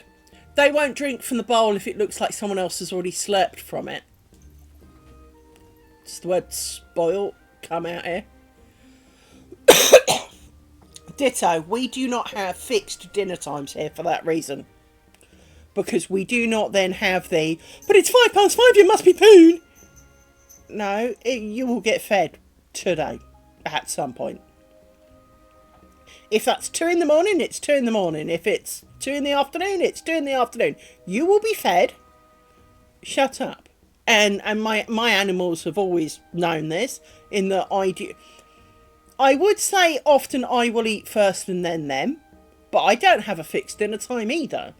I mean, I have a preferred range for my dinner time, but not always. I mean, as I said, it was 9 o'clock, I was hungry, so I had my dinner. They've already had theirs today. They had theirs at about 2:30. So don't be pretending you didn't eat today, because I'm not stupid, so I remember. And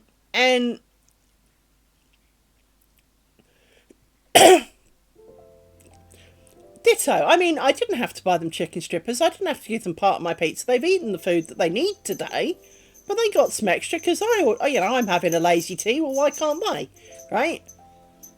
But we don't do it particularly often, which means they won't get any tomorrow. So they won't get any treats tomorrow if I choose to do my usual takeout Friday.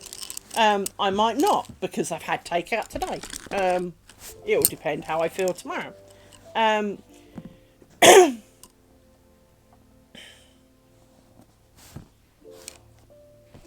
right, I need to do this. But, as you say, I feel it's important that my animals do not dictate to me absolutely everything. Whereas my friend, she has to get up at 4:30 because her dog insists that's when he wants to go for a walk. Well, exactly. You have to be reasonable with your animals, because some animals, dogs and cats especially, well, if you think the human being is very good at getting fat, and apples are cool.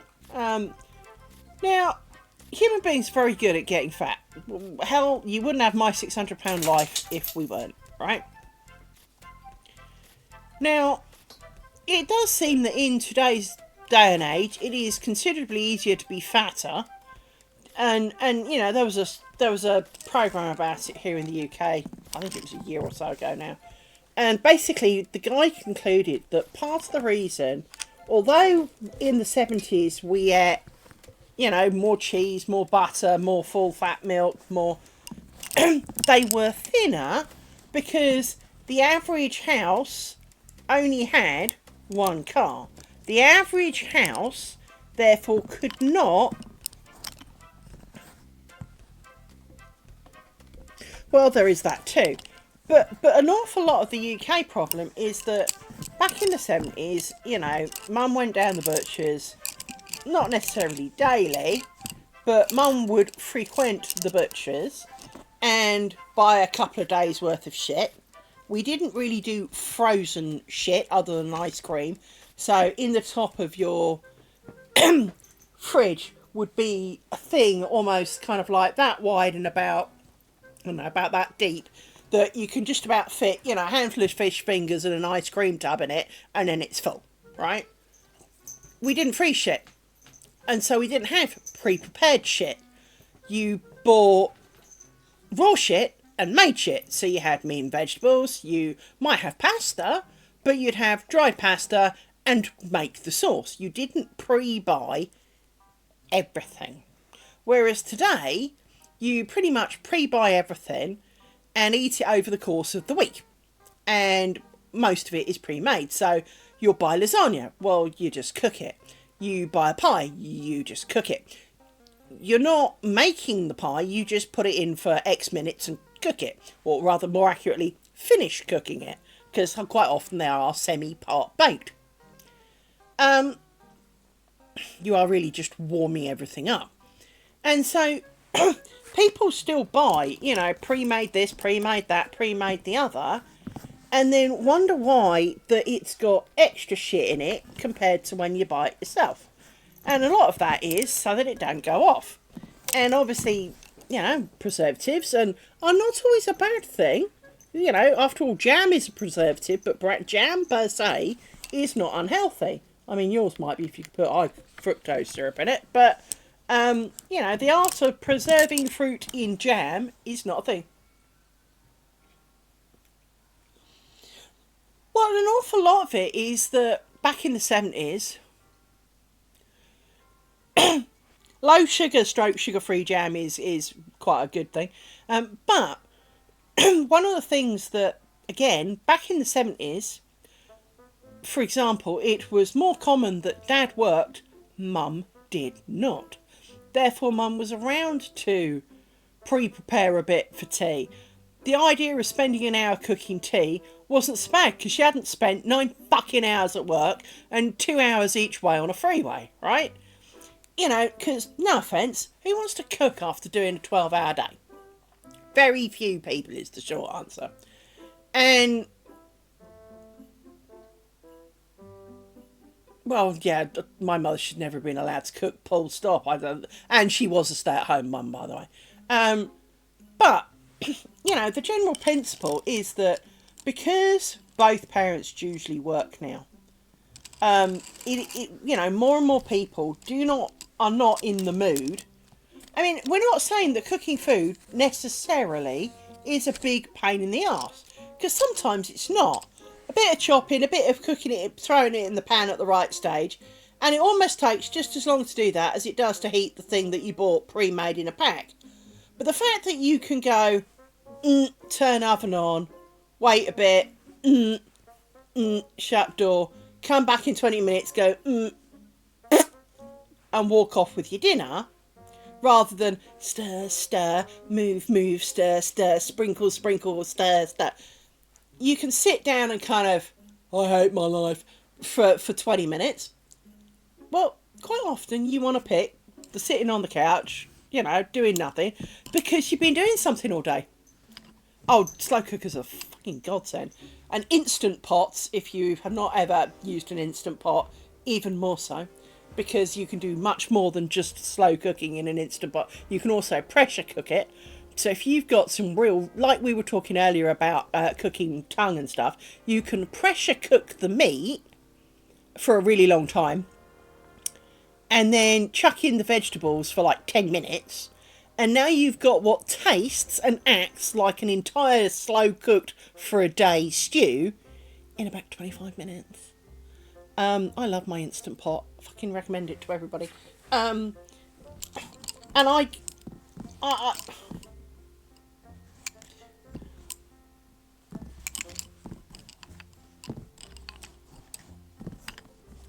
well, and that's the other thing is that, quite often people now inhale their food at the speed of light because we eat on our laps more often. We don't sit at a table and have official family dinners. Well, I'm a family of one, so I'm bugging if I'm setting up a table for me.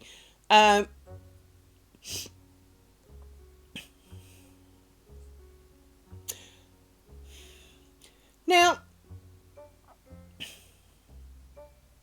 does sound good. We're coming round, right? I'm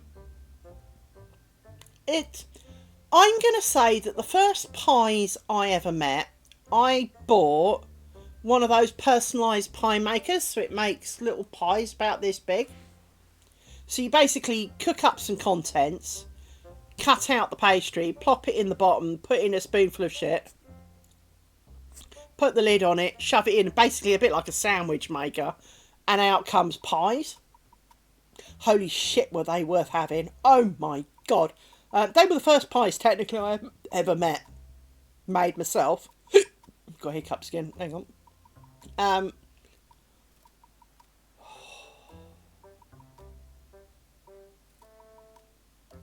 am very good at getting rid of my hiccups generally.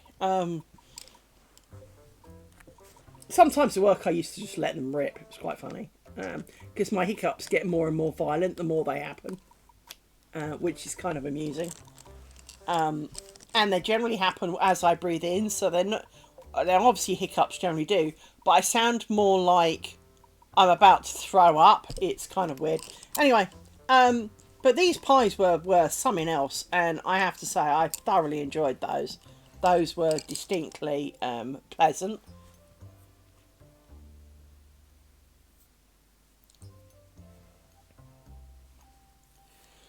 Well, one of the other problems you get is that as a single person or even a pair of people, a bigger pie can be a bit much between two people. Whereas the same amount of pastry, you make a small amount of filling, because you really don't have a lot of filling. I mean, well, exactly. And of course, the problem is pies don't generally keep too well. I mean, some do. So fruit pies often keep well because you've added sugar and fruit in the middle, and it kind of turns into a jam almost. Maybe a lumpy jam, but a kind of jam in the middle. Whereas gravy and meat and vegetable type things, well, they're just full of sog. They kind of sog out, and as you say, it can go a bit soggy if you keep it. So if you're two single people, what you can do with the pie maker is you make two individual pies of savoury variety, and you know where I'm going now, and two pies of pudding variety. And now you make a little bit of custard and a few veggies, and you've got dinner and pudding. And no, you know, you haven't had to try and make half quantities of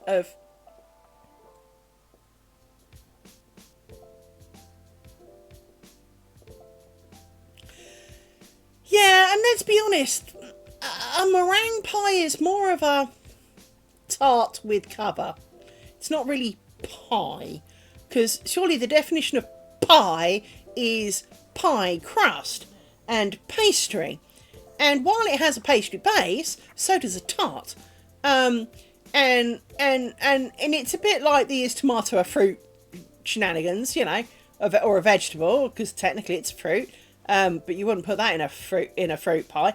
Tomato pie, ew. Not that I've got anything against tomatoes, but tomato pie does not sound good. Although tomato soup. So calling it a pie is a little bit of a leap, but you know, that's fine, whatevs, right? You know, hello, we're the nation with spotted dick as a pudding, so you know, we can't really overly judge puddings here. But you know, it is. I did like the fact that you could make these little pies.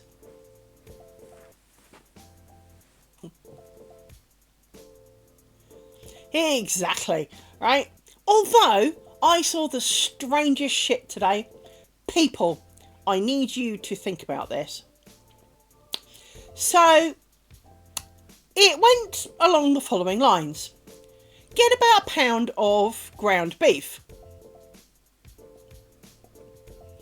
Yeah, so get a pound of ground beef, brown it off, great, make sure you drain the oil, great.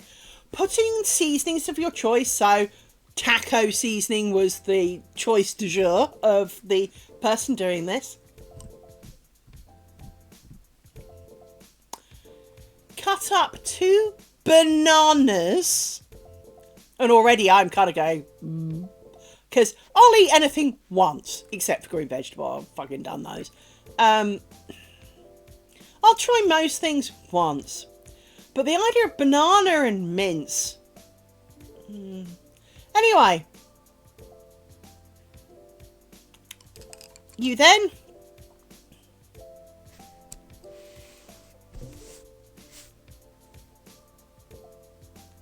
now we don't like the fact that it's fruit, but we do like them, so we ignore the fact that it's fruit. And again, you don't put jalapenos in a fruit salad either. You know, I've just had them on my pizza after all. But it is. But you put in these bananas, you then put in cinnamon and something else, fry it all together, and eat it. And I'm still stuck on the fact that you put banana in your mince. Apparently, it is absolutely awesome. This is one I may pass on. I don't feel like wasting some beef, you know, on a you know, buying a banana and half a pound of beef and giving it a try. To be honest, I really don't. Minced ground beef, minced beef in the UK is what we call it. Ground beef. So they took ground beef. They added spices, banana pudding, banana bread, fucking awesome shit. Not a problem with that. But putting chunks of banana in with your mince,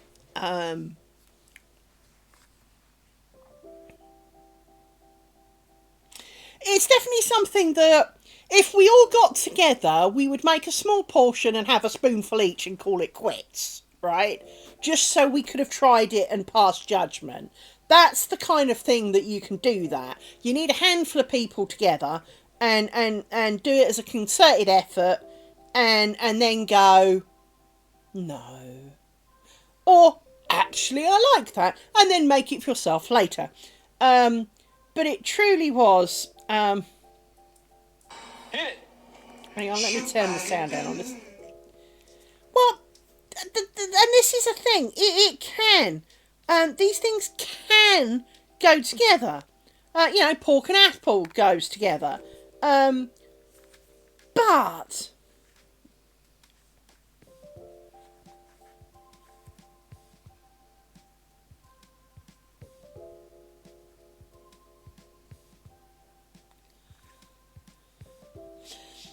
yeah. Here we go. This is the one. Hang on. Copy link. Here we go. Let me bring it into... No, I don't want to put it in there. Let's bring it in and we will paste it to stream. Hang on one moment. Hang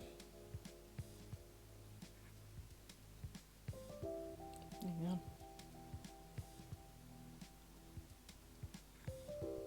Ah, no, this is actually cooked together. If you wish to go and watch that.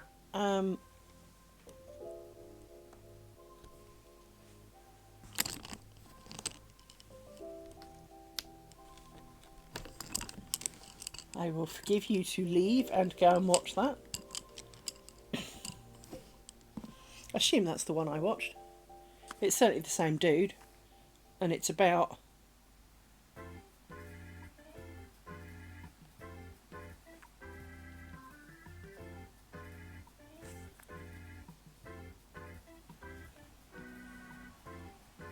yeah, that looks like the one I watched. So...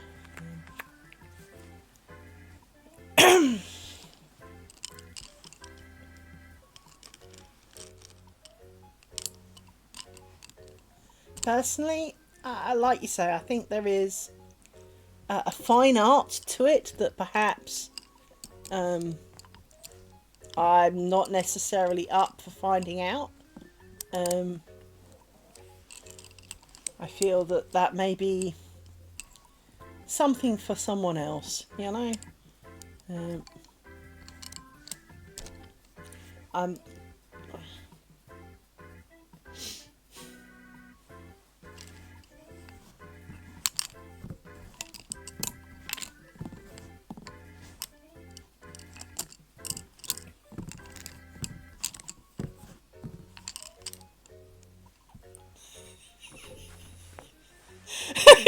See what I mean? You just look at it and kind of go... I mean, if it was mushed up and maybe as part of the sauce, you know, you pureed it in with, say, tomatoes and shit, and, you know, as you say, added a little bit of sweetness to it, maybe. But big ass chunks of banana in it, doing my best Marge Simpson impression there. Well, that was kind of... I mean, I'm not really big on textures. It doesn't really bother me. As long as it's not snotty, I don't really care. But, cooked banana can be a bit slimy, which already kind of puts the snot thought in your head. And then cinnamon and mince. That doesn't sound right.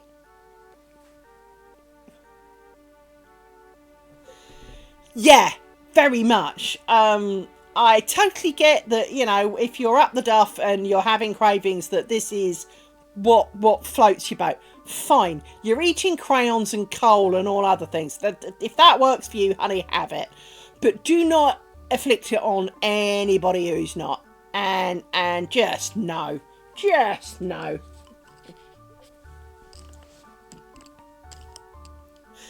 And I'm kind of with you on that. As I said, you know, I saw this earlier and I was like, I'm sorry, what? I mean, I've watched countless weird, you know, hey, do this randomly stupid thing, you know, get one of those tinfoil tins and put, you know, 18 pounds of cheddar and it looks like someone yacked into it. But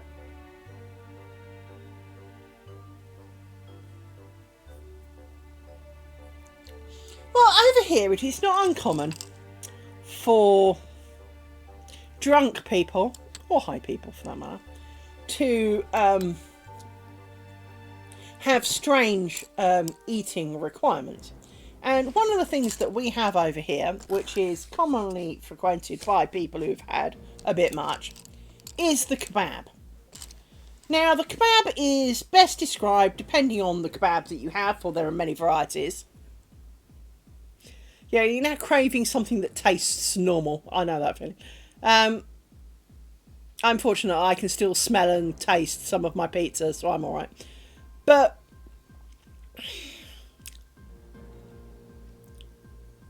kebabs in this country, which I do believe you have, the Americans do have an equivalent thereof.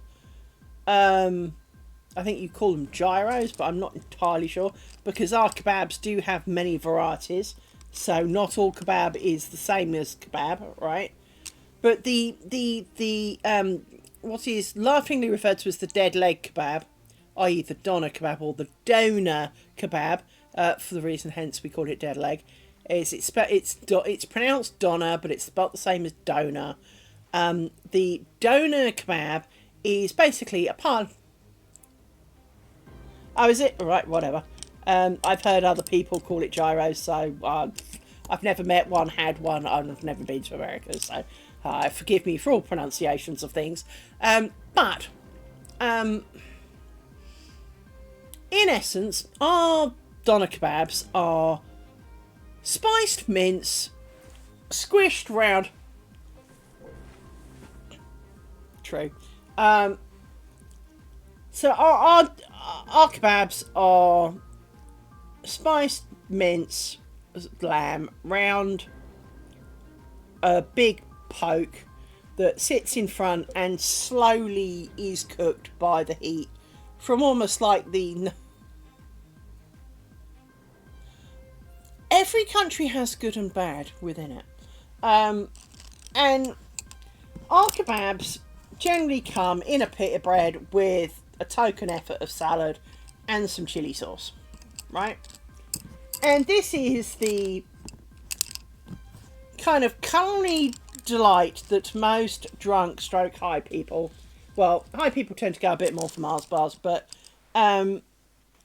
kebabs are a strong contender in the savoury food consumption of the late night connoisseur. And to be honest, I like kebabs sober. As I don't drink, I actually really do like kebabs.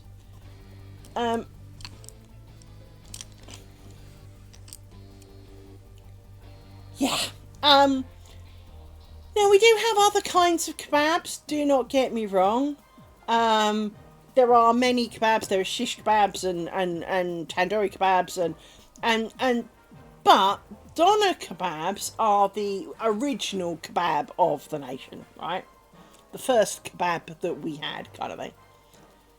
And now the biggest problem you get is that Mr. I've had 18 pints of beer goes in, orders a kebab, gets a shit ton of chili sauce put on it, can't handle his chili sauce, and eats quarter of it, yaks it up on the pavement and drops the rest of it. So generally, they don't actually eat a lot. Yes, and the shish kebab is much more of that kind of variety of kebab. But as I say, I quite like a good kebab. But you can, I can order kebabs. I could have had a kebab tonight, and I'd have eaten it quite happily, because I do like good kebab. But like everything, you have to kind of, question, because kebabs were not invented by the drunks. They were sold to the drunks. And the moment they would kind of hit the drunks are like, oh yeah, I really like it. It's a bit like the average bloke problem where, I've got to eat the hotter, spicier thing than you. I've got to drink more than you. I've got to pee higher up the wall than you. That kind of mentality. When one's had a few beers, this is where the male brain cells seem to head into competition land. And some of the competitions are really stupid. So I remember on a friend's birthday, I think it was his 30th birthday, we all got together and we all went down the pub because, well, that's the damn thing. And, well, how do I explain this gently?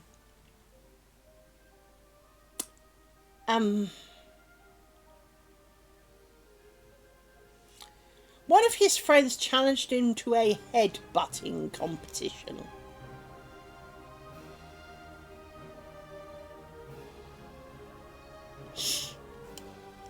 Now, as said, these are well, I should have pointed out, these are university studentos.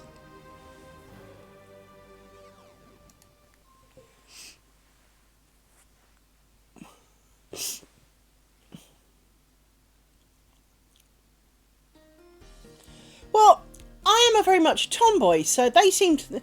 So I just accept them and let them do whatever they want, and it's kind of like, it's like one of the other things that goes on. Same friend, is the show your pants competition. Now we're not talking trousers, Americans. We are talking your undergarments. You have to hoik down the side of your trousers and pull out enough of your pants that they are recognisable from the chunk. Now, this generally means that you expose kind of about the waistband, about this much. It's really not that big a deal. Now, obviously, they're far more interested in the women doing it than the men, for obvious reasons. But it is one of the done things. And it's like the burping afterwards competition. There are many kind of nuances to the male drunken antics that you just kind of learn to live with. And as I said, it's really not a bad thing in many ways. I mean, I've done cartwheels down the middle of the road, but I was sober, by the way, because that was one of the done things, is you got to do something stupid. Well, don't get much more stupid than cartwheels down the middle of the road. Especially as it wasn't a quiet road, I need to point out. I didn't find a little cul-de-sac to do it in. No. No, this was a proper main road. It's just the way that it works, right? And while sober, I have taken my bra off from underneath the t-shirt and put it back on, much to quite a lot of round of applause and a free t-shirt for doing it. Still got that t-shirt somewhere. Again, blame the same friend. That was his fault. I think it was him. Pretty sure it was him. But these things happen. But at the same time, well, the comedians. Do you remember Penn and Teller?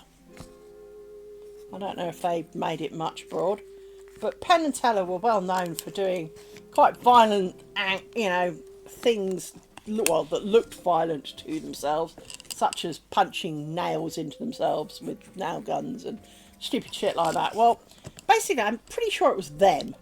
It was certainly people doing the same act, anyway. And they were up and it's like, you women, you all come home and you whip your bras off from under your shirts. You never put them back on. No, I bet you can't. And I said, I bet I fucking can. And they kind of looked at me and I went, I bet I can. Go on then. So I did. Now I will say, putting it back on is more complicated than taking it off, obviously. It's not that much harder. If you think of how, right, for those who do not wear bras, when you want to take one off under your t-shirt, you undo the back, pull, say, your left arm strap over your left hand, and then grab the right hand strap and yank it out through the right hand armhole. So you do it in reverse. You put the right hand strap over your right arm, you feed it in through the front, making sure it's the right way up, poke it out through the left hand side, put your left hand through the thing, pull the strap round the back, stick your hands up the back of your t-shirt and do it up. Ta-da! Right? Process of logic. Now, it is definitely harder to put it on than it is to take it off. But logic dictates it has to be possible. And it was. Yeah, I think I really kind of killed their moment because I did it. Which did make me laugh, so...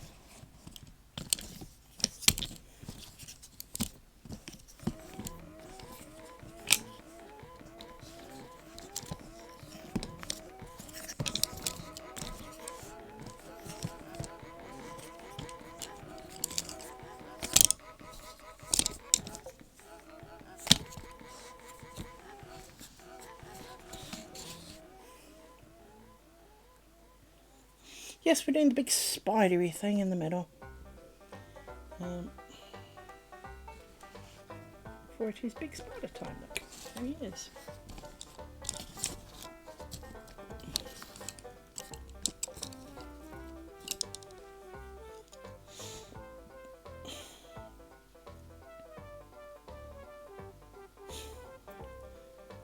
Oh, dear. So, let's move you over there like that.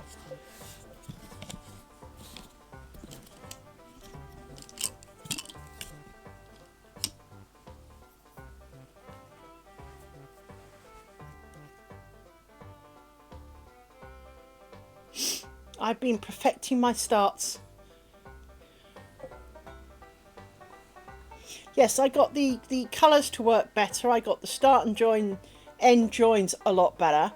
These outer rings could do with being a bit tighter, but that's looking pretty good. Kind of pleased with that. Yes, that was the choice.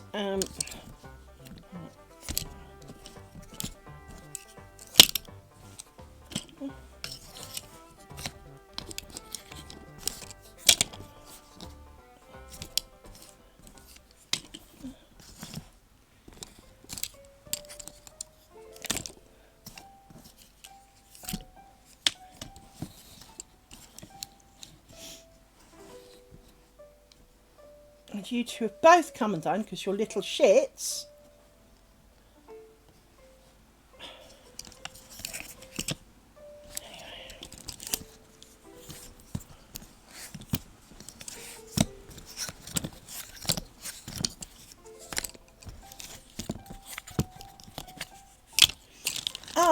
I have successfully opened a ring, but I do require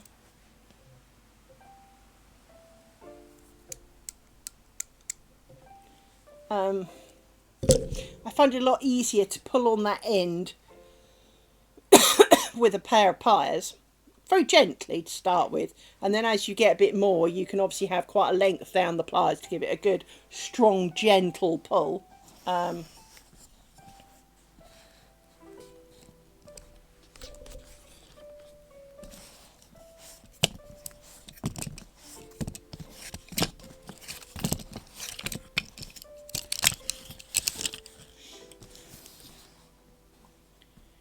So I'm going to take you off the stick a minute and make you short again because you're being shitty, pair of you.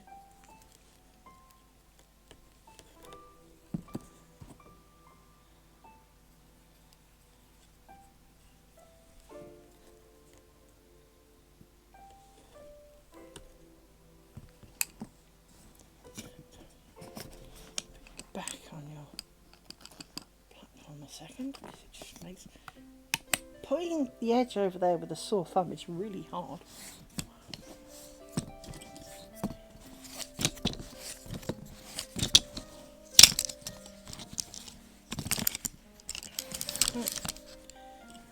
Find the U-tip.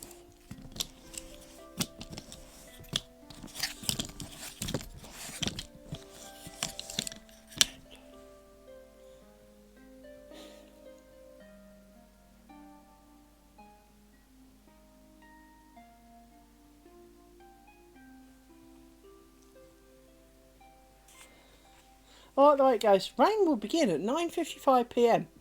But it's been raining all day. What do you mean begin?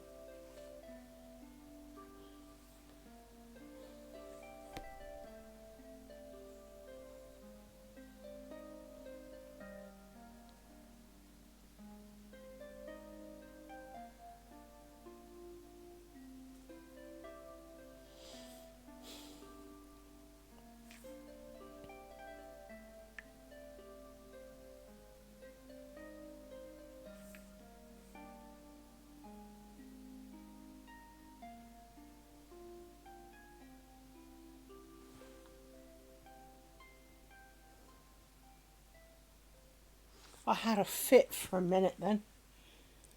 But fortunately, it's not as bad as it looks. Let me show you the picture. I assumed initially that all of those big things at the bottom had bobbins on them. They're not. They're just big bobbins. So it's not as bad as it looks. It's not like a metre wide with 8,000 of these. It is, you know, almost like using one of these as a bobbin. It's not quite as bad. What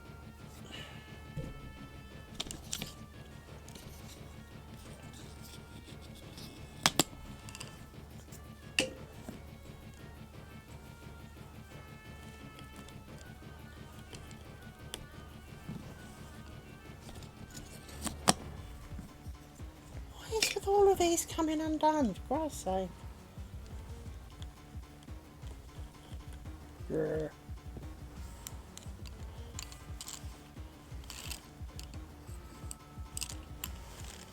Now, before I do these, I need to do something with these, because these need to make these in the corner. And in the right corner, we have a pair of bobbins weighing more grams than they should.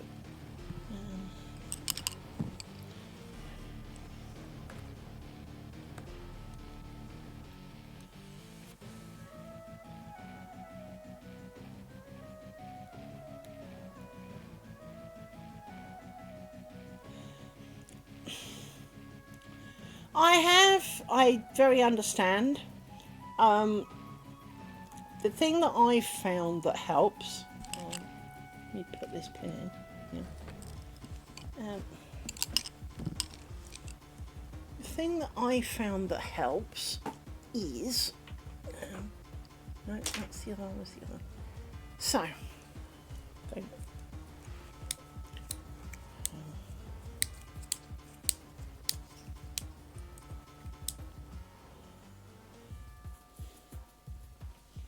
so let me do this. Hang on. Yeah, so let me make a ring first. Hang on. I'll show you why I'm doing this in a minute. So we do one of these like this. you, and we do. Can't remember which way around you need to be, so one of these. Very bad at doing this on camera because it's hard to see, but you now go behind like that, and you go through there like that one, and then you come back through there like that, and come out through this one like that, and then we do another one. We go under you. It's not quite long enough really, but there we go. Under, and you should be at the front. You want, and go through to the back. So that's 2. And then you need to be at the back. Oh, go to the back. Go on, go to the back. Thank you. There you made it, there you go. You go to the back, so now you come through to the front. Like that. And that's 2 of those, so we can snip that. One. And we snip the tail. Like this. So we make a ring of things. So I know this is the wrong way around for my normal one, but it doesn't matter. So I need a bit more of this. There we go. 1, 2, 3, 4. And then we do a little peacoat because we don't want a big peacoat, we want a little peacoat. So we do 1, 2,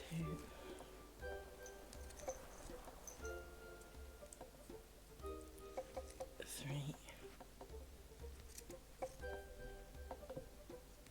4. Little peacoat. As much. 1, 2,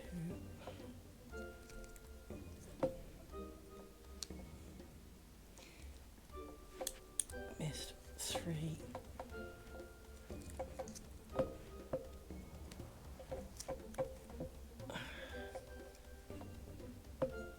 4. I'm forever getting thread around my fingers. So that's 3 parts out of 4. Hang on. Need slightly more than that. One of these didn't flip. Hang on.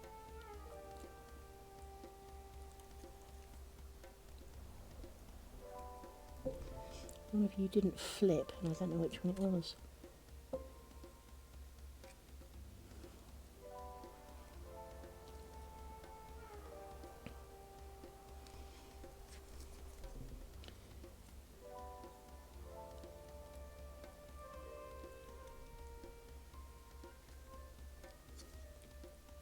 You. I'm pretty sure it's you. There you go. No, you still don't flip. You all look flipped. How can you not be movable? Oh no, it is movable, it's just really stiff now. Okay. That's kind of annoying. This is where the pliers come in, because you can, see what I mean? I want to pull this out, so I have this and I can pull. Because it's a thing. So, I don't know quite why it's so tight. It's not tight, but it is tight, if you know what I mean. This does look a little bit tight. Where's a pin? Make it a bit looser.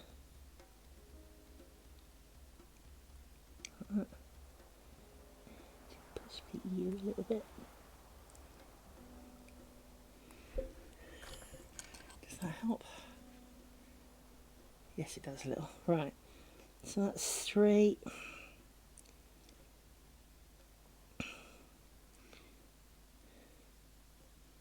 That's, well, it's 2.5.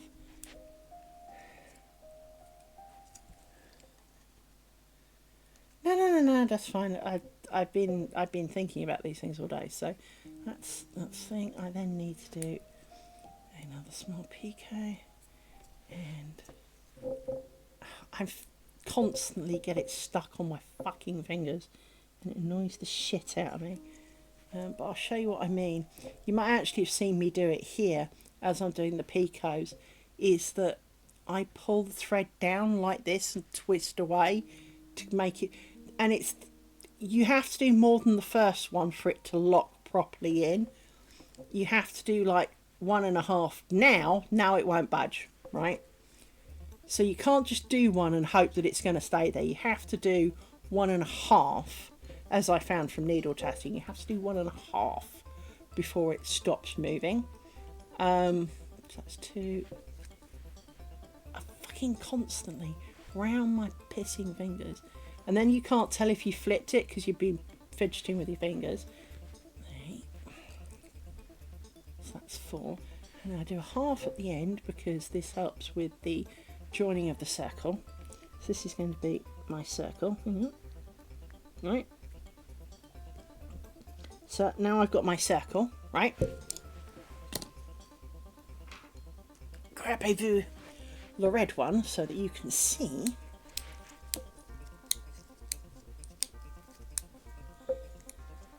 And to join, whether it's the same one or a new one or not, to join, what I do is make sure that obviously string A and string B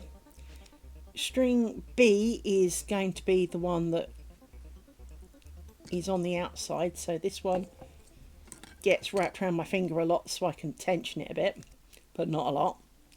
And then I do this, and I managed not to, and of course it's completely unwound from my fucking finger.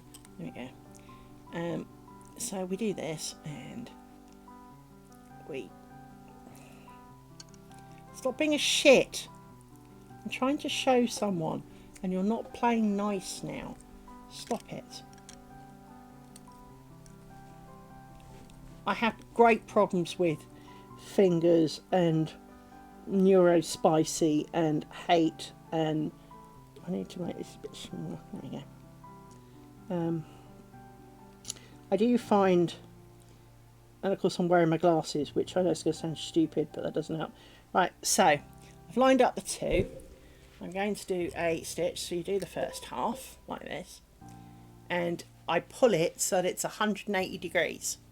This snags it up, and then I cinch it with my thumbnail while I make the second half, which I then cinch as close down as possible. Now at this point there is nothing holding this red end on, so I bring it forward like this underneath so that it's now kind of wrapped around itself, and this needs to be to the front, so stick it there for a minute. And all of this is under my hand. I haven't let it move yet because, as we said, you've got to do 1.5 before to stop it moving.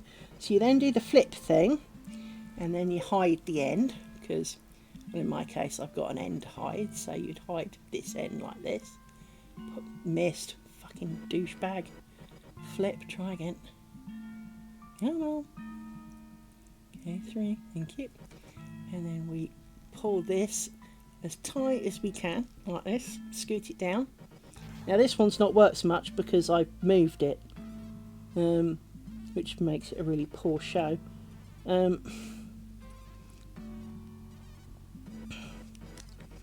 It's because I had to adjust it in the middle. Let's undo this one. Because if I now straighten this out, this will move. This one can move. The problem is it's also fucking small, and I don't do small things well. So give that a good yank like that, and it's scooted back up. If you look, now it's a lot closer than it was. But if I turn it, it can move, and this is because this thread does that. You see, look, if I give it any slack, it will move, which makes it really fucking annoying. So you have to kind of scooch it back up to the point that if you do it right, if you pull this and you move this one, because they will flip, because a half hitch on its own will flip in an entirety, and then you can just flip it and keep it tight. So now you need to keep this tight, but not too tight, because in essence you've done half a stitch. So hang on, I need to grab this out of there like that and do the other half, but without causing it to flip back. So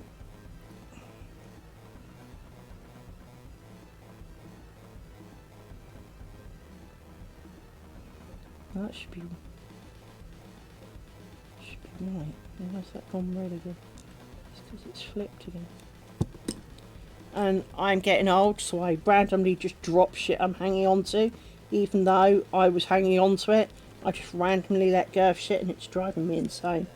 The problem I'm having is that it's flipping both stitches because it's hard to get the tension the way you want it. So let me pull this again, because that's the white stitch that I want to have the tension. The problem is that because the white has to have the tension on my finger, it's flipping back, and which is why I need to hang on to it. Let's try that. So now we need to do this and grab this. Sorry if you can't really see what I'm doing, I'm too busy trying to see it myself. See, that's a bit better, it's a bit closer. Do you mind not kicking me, dog? Thank you. As he snoozes gently in the background.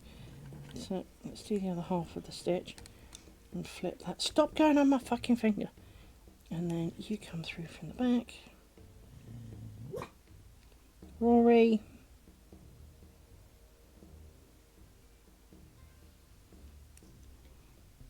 So now I've done 2 stitches, and they're quite close to the thing, because I made sure that I kept pulling them up close to it. It is kind of difficult, and it is hard because I struggled with it. I've been struggling with it too, so it is something that I am practicing on. I wanted to share with you something. Now, as I've said, we've established that I love my dogs with all my heart, but at 3 o'clock this morning, after the woofty woofties, I went for a pee, and this was my pillow. This was my pillow. As you may notice, not a lot of room left for me to sleep on my pillow. A certain madame had hogged it, and, well, needless to say, madame, she is. She'd be even cuter if she didn't hog my pillow, frankly.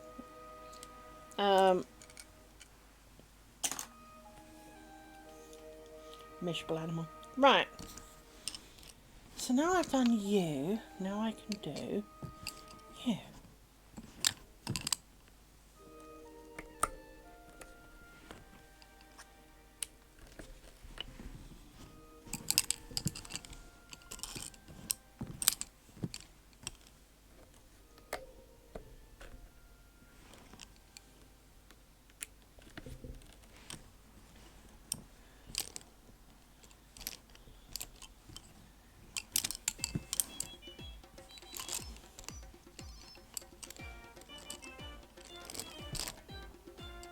Or not, as the case may be. How did that... I know, you've got your twists on it. That's alright. You're twisted. But somehow, this one isn't. Which made me think none of the others were. So, I am of course now surrounded by sleeping animals, which is great, but it's now, 10:15, and you know, should I stop streaming? They're asleep. But when I wanted to, when I needed them not to be asleep, they were all kind of in my face and annoying. So, It is just the frustrations. So how many am I missing from here? 1, 2, 3, 4. So we can definitely put some of you away. 1, 2. I won't be needing you again. 3. That's a few less here. That's a good thing.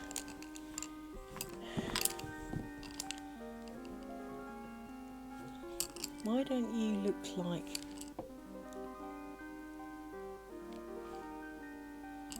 See, that's not right. That's it. So you have to do the whole... And of course you've come undone because well, it's a day with a Y in it. And you're a bobbin. That's what you do best. And then...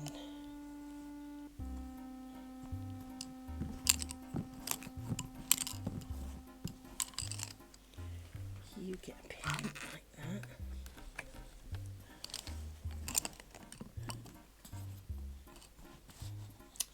Fuck off.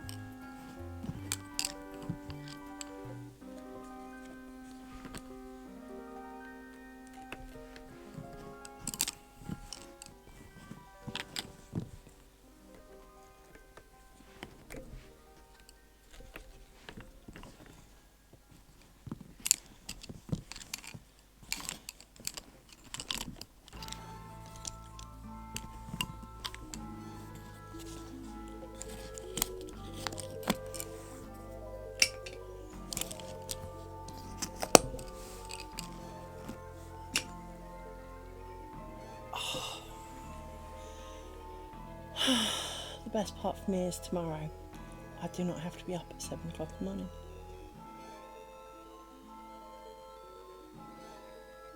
And obviously that's for 7 o'clock in the morning, not getting up at 7 o'clock in the morning. I normally am at work for 7 o'clock in the morning. As a result, Fridays are a long day sometimes. But tomorrow, I do not have to get up early. I can get up when my brain cells are good and ready. So I will. And it will be glorious. And then I'll whine that the day was too short because I'll have slept through half of it.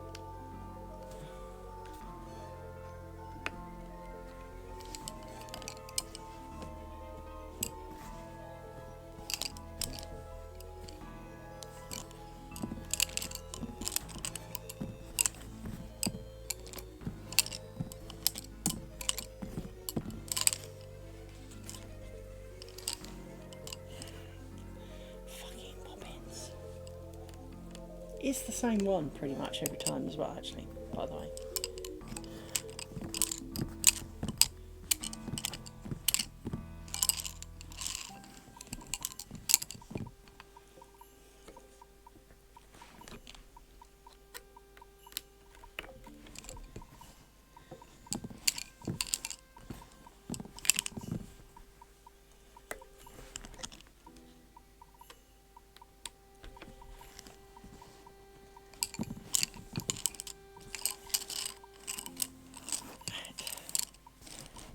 You, and now we'll take you like this.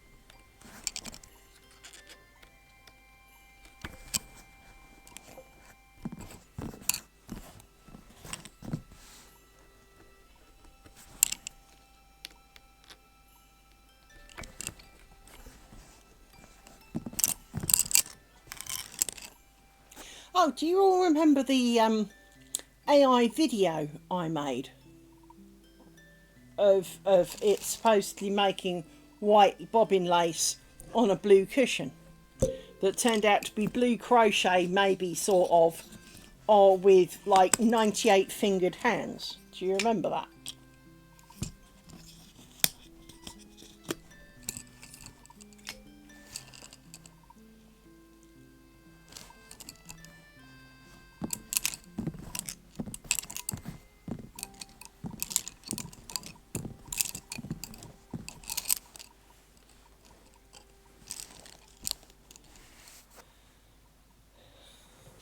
Oh, darling! Let me see if I can find it. Because it was fucking hysterical. It was the funniest shit you ever did see. It was one of those you needed to see it kind of moments.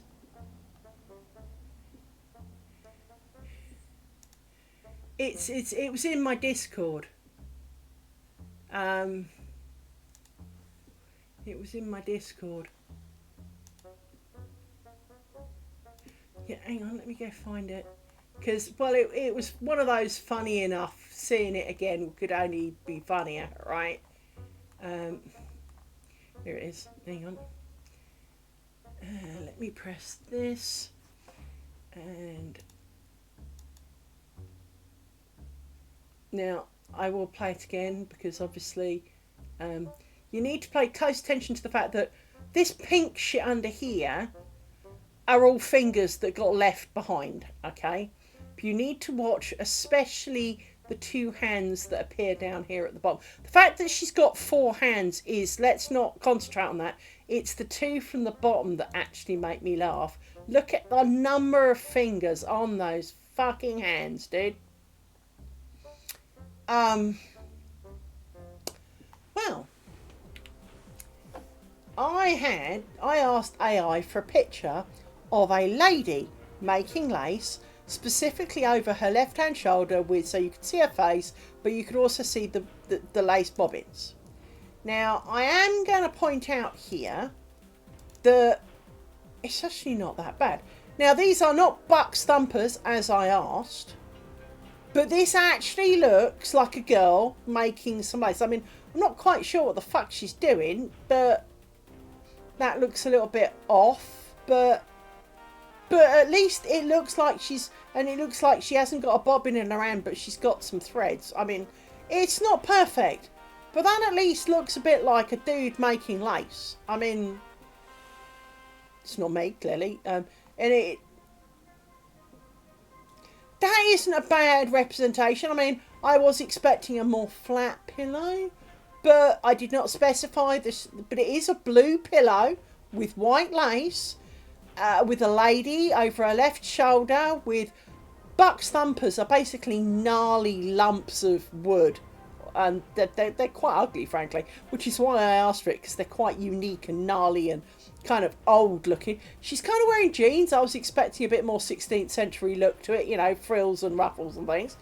But that could be anybody's daughter, but you know, I am talking 20 something, but anybody's daughter making some lace. I mean, as you can see with her right hand, she's kind of holding a bunch of threads, and there's a big pile of them that kind of gag all together. So it's not perfect, but it does at least look like somebody making lace. Compared to the last video, this is a win. Now, obviously, this is a still picture. And I will point out that when I asked AI to make it, I said, show me a picture of basically this. And I got a fucking lecture. I don't know if I've still got it to hand, actually. Hang on. No, that was an earlier conversation.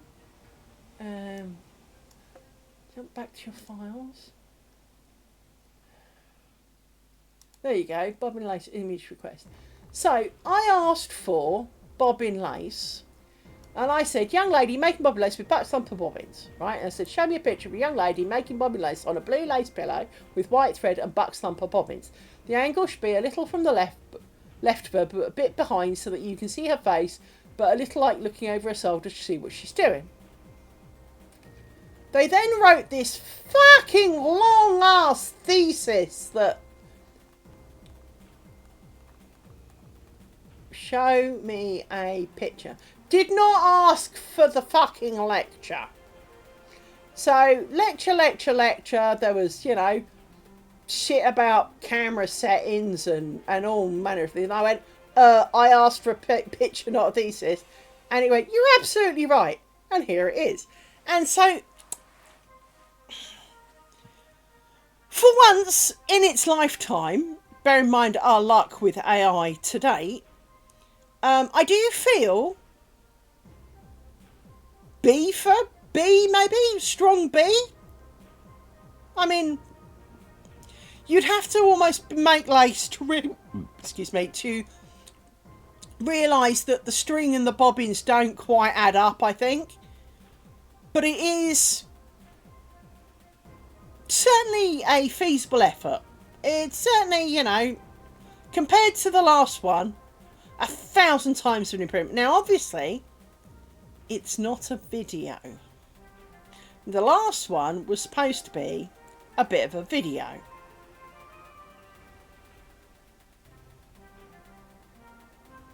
But, to all intents and purposes, it is a picture of a lady making lace. So, I do feel that for once in our lives, AI actually got their shit together and made something semi-appropriate for the subject which they're asked for. The thesis was slightly uncalled for, because, you know, when I say show me a picture, I didn't want a half-hour lecture about it, you know? Just show me the damn picture, you know? So, yeah, pretty much. But I was far more specific for the blue monstrosity than you know, it was. I wanted white lace, so that's not white lace, on a blue pillow, because that is the traditional lace making blue, as we all know. And I wanted a picture of someone doing torsion bobbin lace making, and that's what I got. That is not bobbin lace. That is not white thread on a blue pillow. There was just so much wrong. And as I said, how many damn fingers can a hand have? I mean, with all slightly due respect to those near Chernobyl and all the rest of it, even the, you know, fantasy level of, you know, six-eyed fishes do not have that level of fingers per hand. You know, you know, aliens don't have that many fingers per hand, you know. It clearly is wrong, is the short answer. That was definitely F, fail, you know. For it was not lace, for it was not bobbin lace, for it was not on a blue pillow, it's not white, and frankly, that the only thing you got was some hands and some stuff with holes in it. It's not really, you know, it really was far from the subject matter in hand. Whereas that one could even look like a photo of someone. Now, they may not be actually making lace in the photo, but, you know, maybe they're just finished or they're just straightening some threads out, you know, it could pass as a real event. That actually, you know, she looks human. I didn't spot any extra hands, feet, digits, elbows, you know, chins, noses, teeth, you know. It seemed like a, you know, a human being, a good approximation of a human being. And so, you know, to that extent, cool with that. Thought it was a pretty good picture.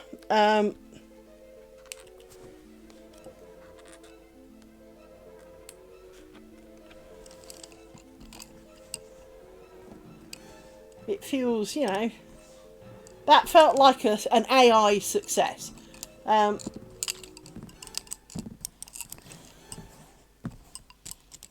talking of AI successes, have you heard of all the layoffs due to AI? Amazon got rid of 30,000 people because of AI.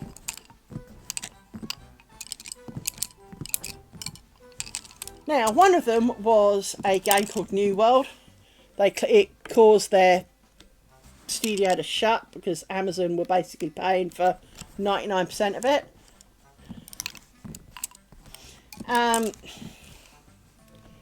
Now, there are many times, like that video proves, that AI is shit and will not replace people for a while. But like that photo proves, there are times when it's good enough. And, you know, I have openly admitted that my YouTube uploader, which works fucking fabulously, by the way, and I do mean fabulously, 1, 2, 3, 4, was mainly AI written. I'm not going to pretend that it wasn't. I've never written a YouTube uploader.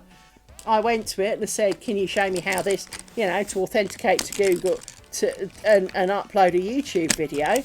And it did. And then when there were errors with it, I went, yeah, but it says fuck you. And they went, oh, well, we can fix that. And then there was another problem with it, which was that you get a token, and when the token times out, it stops working. 1, 2, 3, 4, 5, 6, 7. Well, so I told it, you know, this stuff's working. Oh, well, you've missed. I went, I didn't fucking miss shit. This is your code. And it went, okay, my bad. And it fixed it. It told me what to do to fix it. So there are a lot of things it can do, but as many of the Unity community have agreed, part of the problem for AI is that it basically takes an average of the internet. So it finds lots of pictures of lace makers. So a bolster cushion is one of the most common ones you see a picture of, because like I know from doing on this, it's very difficult to have a good camera angle on making lace in general. But a bolster pillow, you know, the over the shoulder shot is kind of a reasonable angle. So there's lots of examples of women doing it in, you know, castles and shit. So there's bolster cushions everywhere. White is the traditional colour, so that's fine. Blue is the traditional colour, that's fine too. She is a generic lady. It's not a moving thing, so you don't have to worry about how many fingers and all the rest of it. So there are many things which it does well. Now, some of the page stuff, because obviously there are paid AI things you can use, so those ones obviously usually work better because they're gate-kept behind a paywall. And I'm sure some of them do much better, especially in the video department. Because we've all seen some of the fake videos of celebrities, you know, as not quite cartoons, but standing next to a caricature of themselves or walking effectively with themselves in character. And you know it's all AI generated. It's bloody obvious it's AI generated. But at the same time, maybe not. Although I did review a book on Amazon last night that said it was about tatting, and it had bobbins all over the front cover. And it was kind of like, no self-respecting book on tatting is going to be showing bobbin lace on the front of it. This is AI rot. Do not buy it, right? But you do have...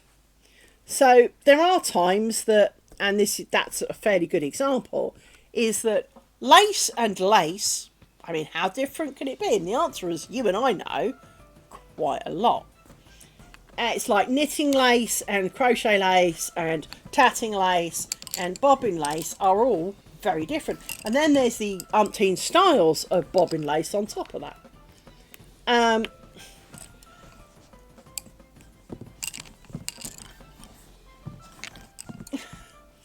Well, crow tatting and you know, crow knits and there are things, but don't be claiming it as a book on tatting if it's not just a book on tatting, you know, like all of these things. So hang on, let me see if I can find it. Hang on. Oh, maybe it's in here. Hang on. No, it's not in there. Be in here then. Hang on.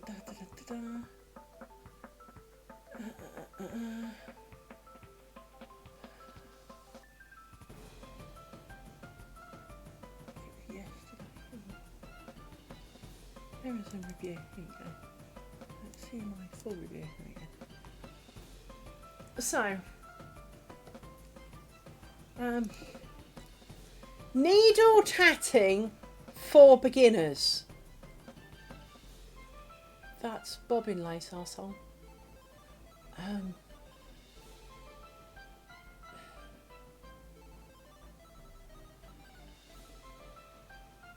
It's just not, right? It's just not. I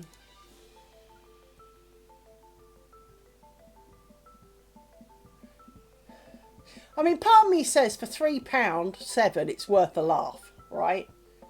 That's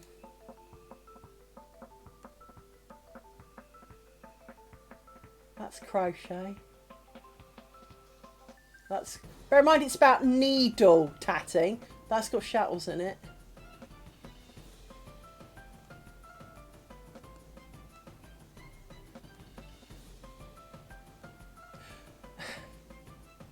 Yeah. See, that's not needle tatting either. It's not made of intricate loops.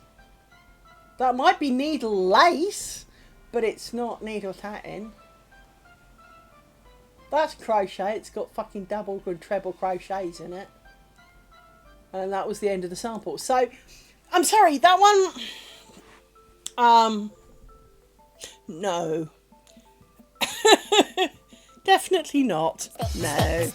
And don't get me wrong, there's loads of bobbin lace ones with knitting on the front, and you know, there are definitely times.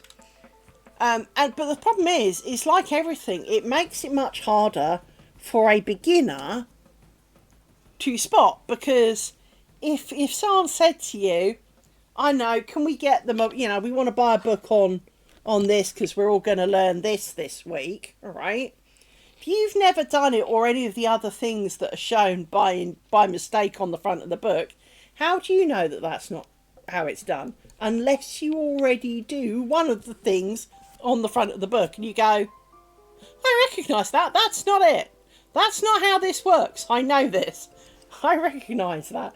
I mean, for example, hang on. Let me go back here.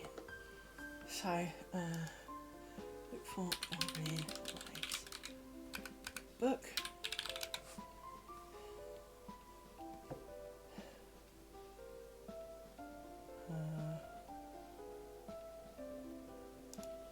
See, bobbin lace knitting.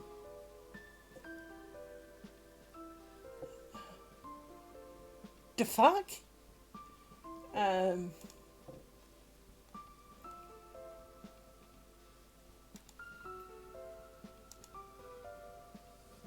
that's crochet. That's crochet. They're all fucking crochet. That's not torsion ground, any of them.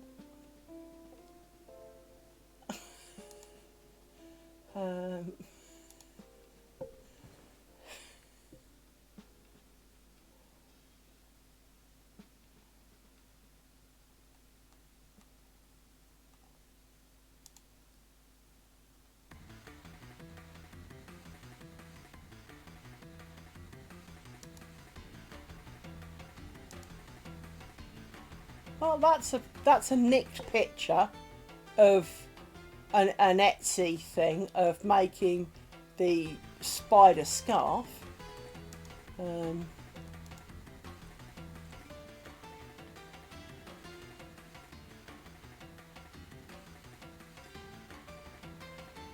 It's a very odd description.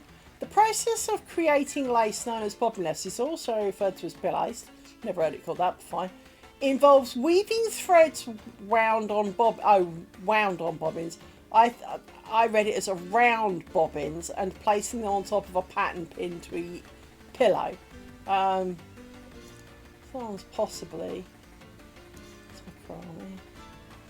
That's definitely a bobbin lace thing. It's back crochet anyway.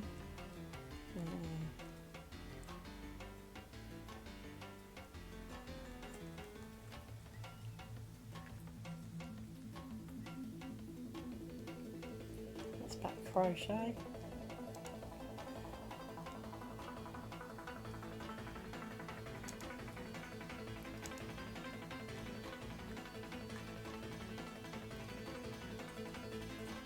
That's crochet, but those could be lace. So,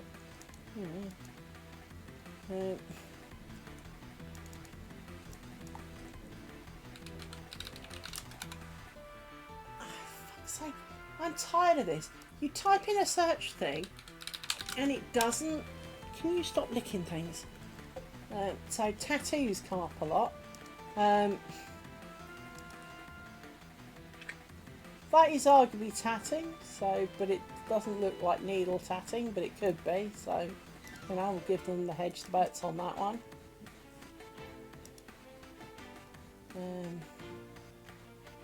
Shuttle tatting. That, again, does look like tatting enough that you'd have to possibly agree that that is tatting. But there are also ones that are just not.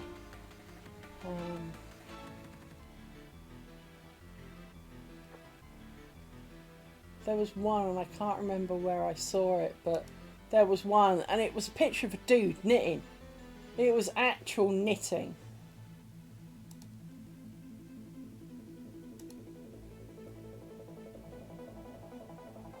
Maybe that one's a needle tatting.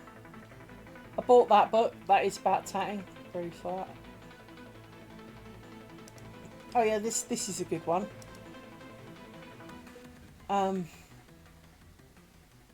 That doesn't look like tatting. That is not tatting. That could be. But that isn't. That's embroidery. And possibly punch needling. The fuck that is. Yeah. That's tatting.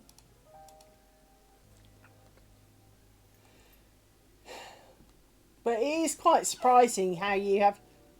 Oh, it's crochet. That's all right. I don't think it says it's crochet.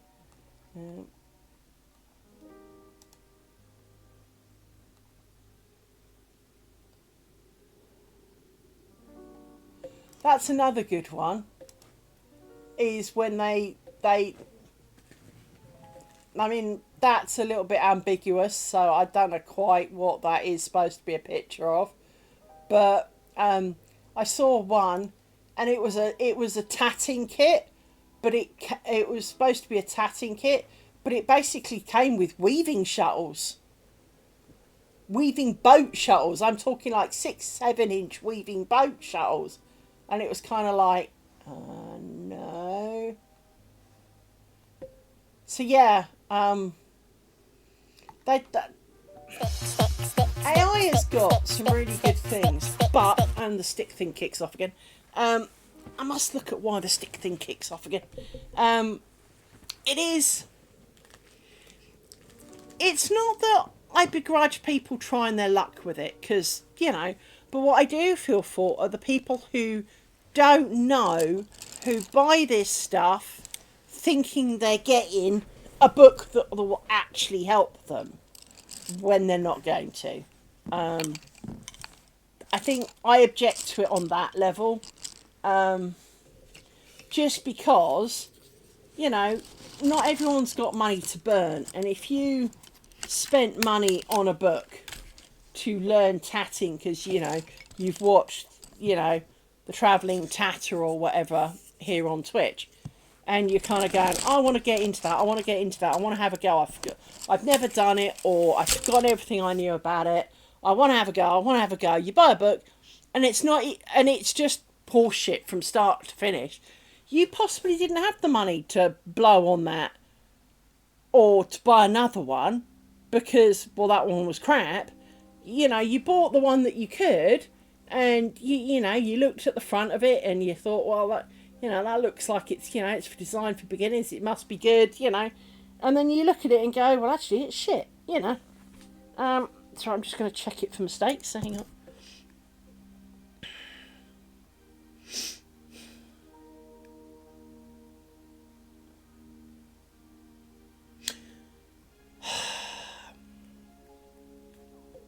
there is a loose thread.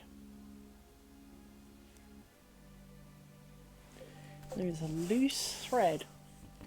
Now, I'm not quite sure how I achieved it, but there is a loose thread, and I don't know if I'm going to be able to tighten it. So let's have a go and find out. It's going to be one of these, so I don't think it's any of these. I think it's going to be one of these. So I've got a feeling I'm not going to be able to, but my thumb's really sore and I don't really want to go back. So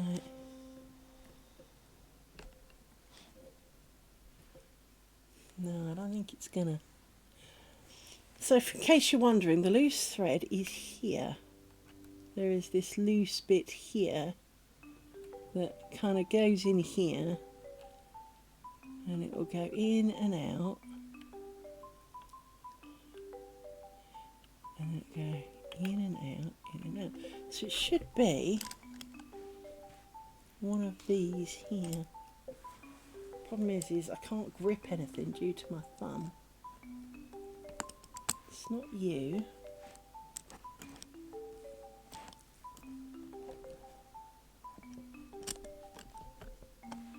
You don't want to part with anything.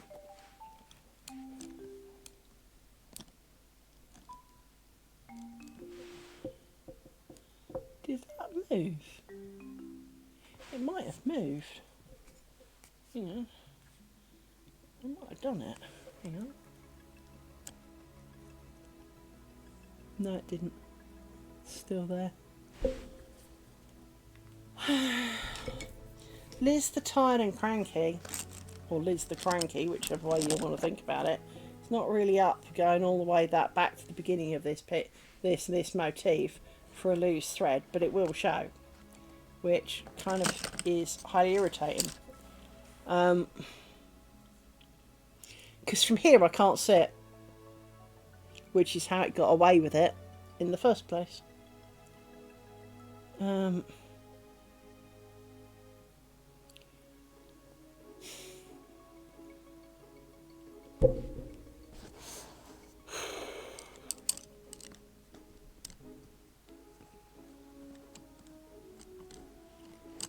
Yeah.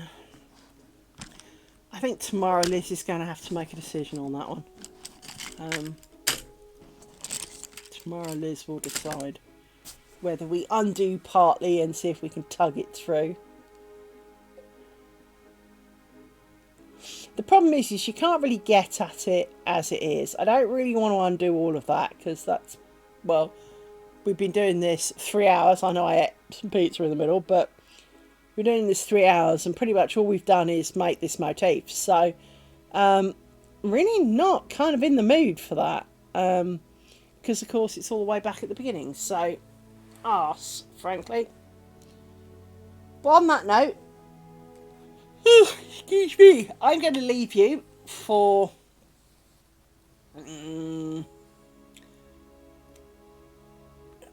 15 hours and a bit.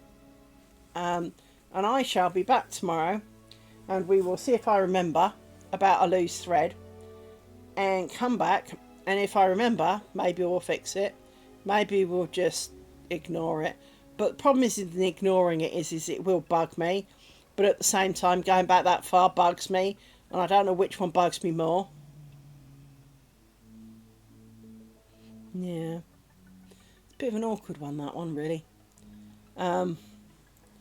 So yes, tomorrow Liz will have to make a decision as to going back that far, because I'm not going back 3 hours now, that's for sure. I know it doesn't usually take 3 hours to go back and come forward again, but even so, it is 5 to 11 at night. I did get up early this morning, so with all the best love that I can muster, I thank you for joining me today.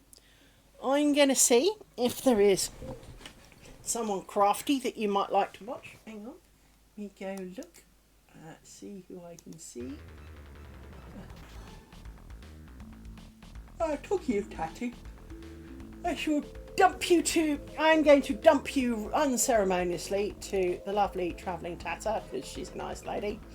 And I hope that you all have a nice evening wherever you are, and all of those kind of moments. I'm just quickly saying some stuff up my end.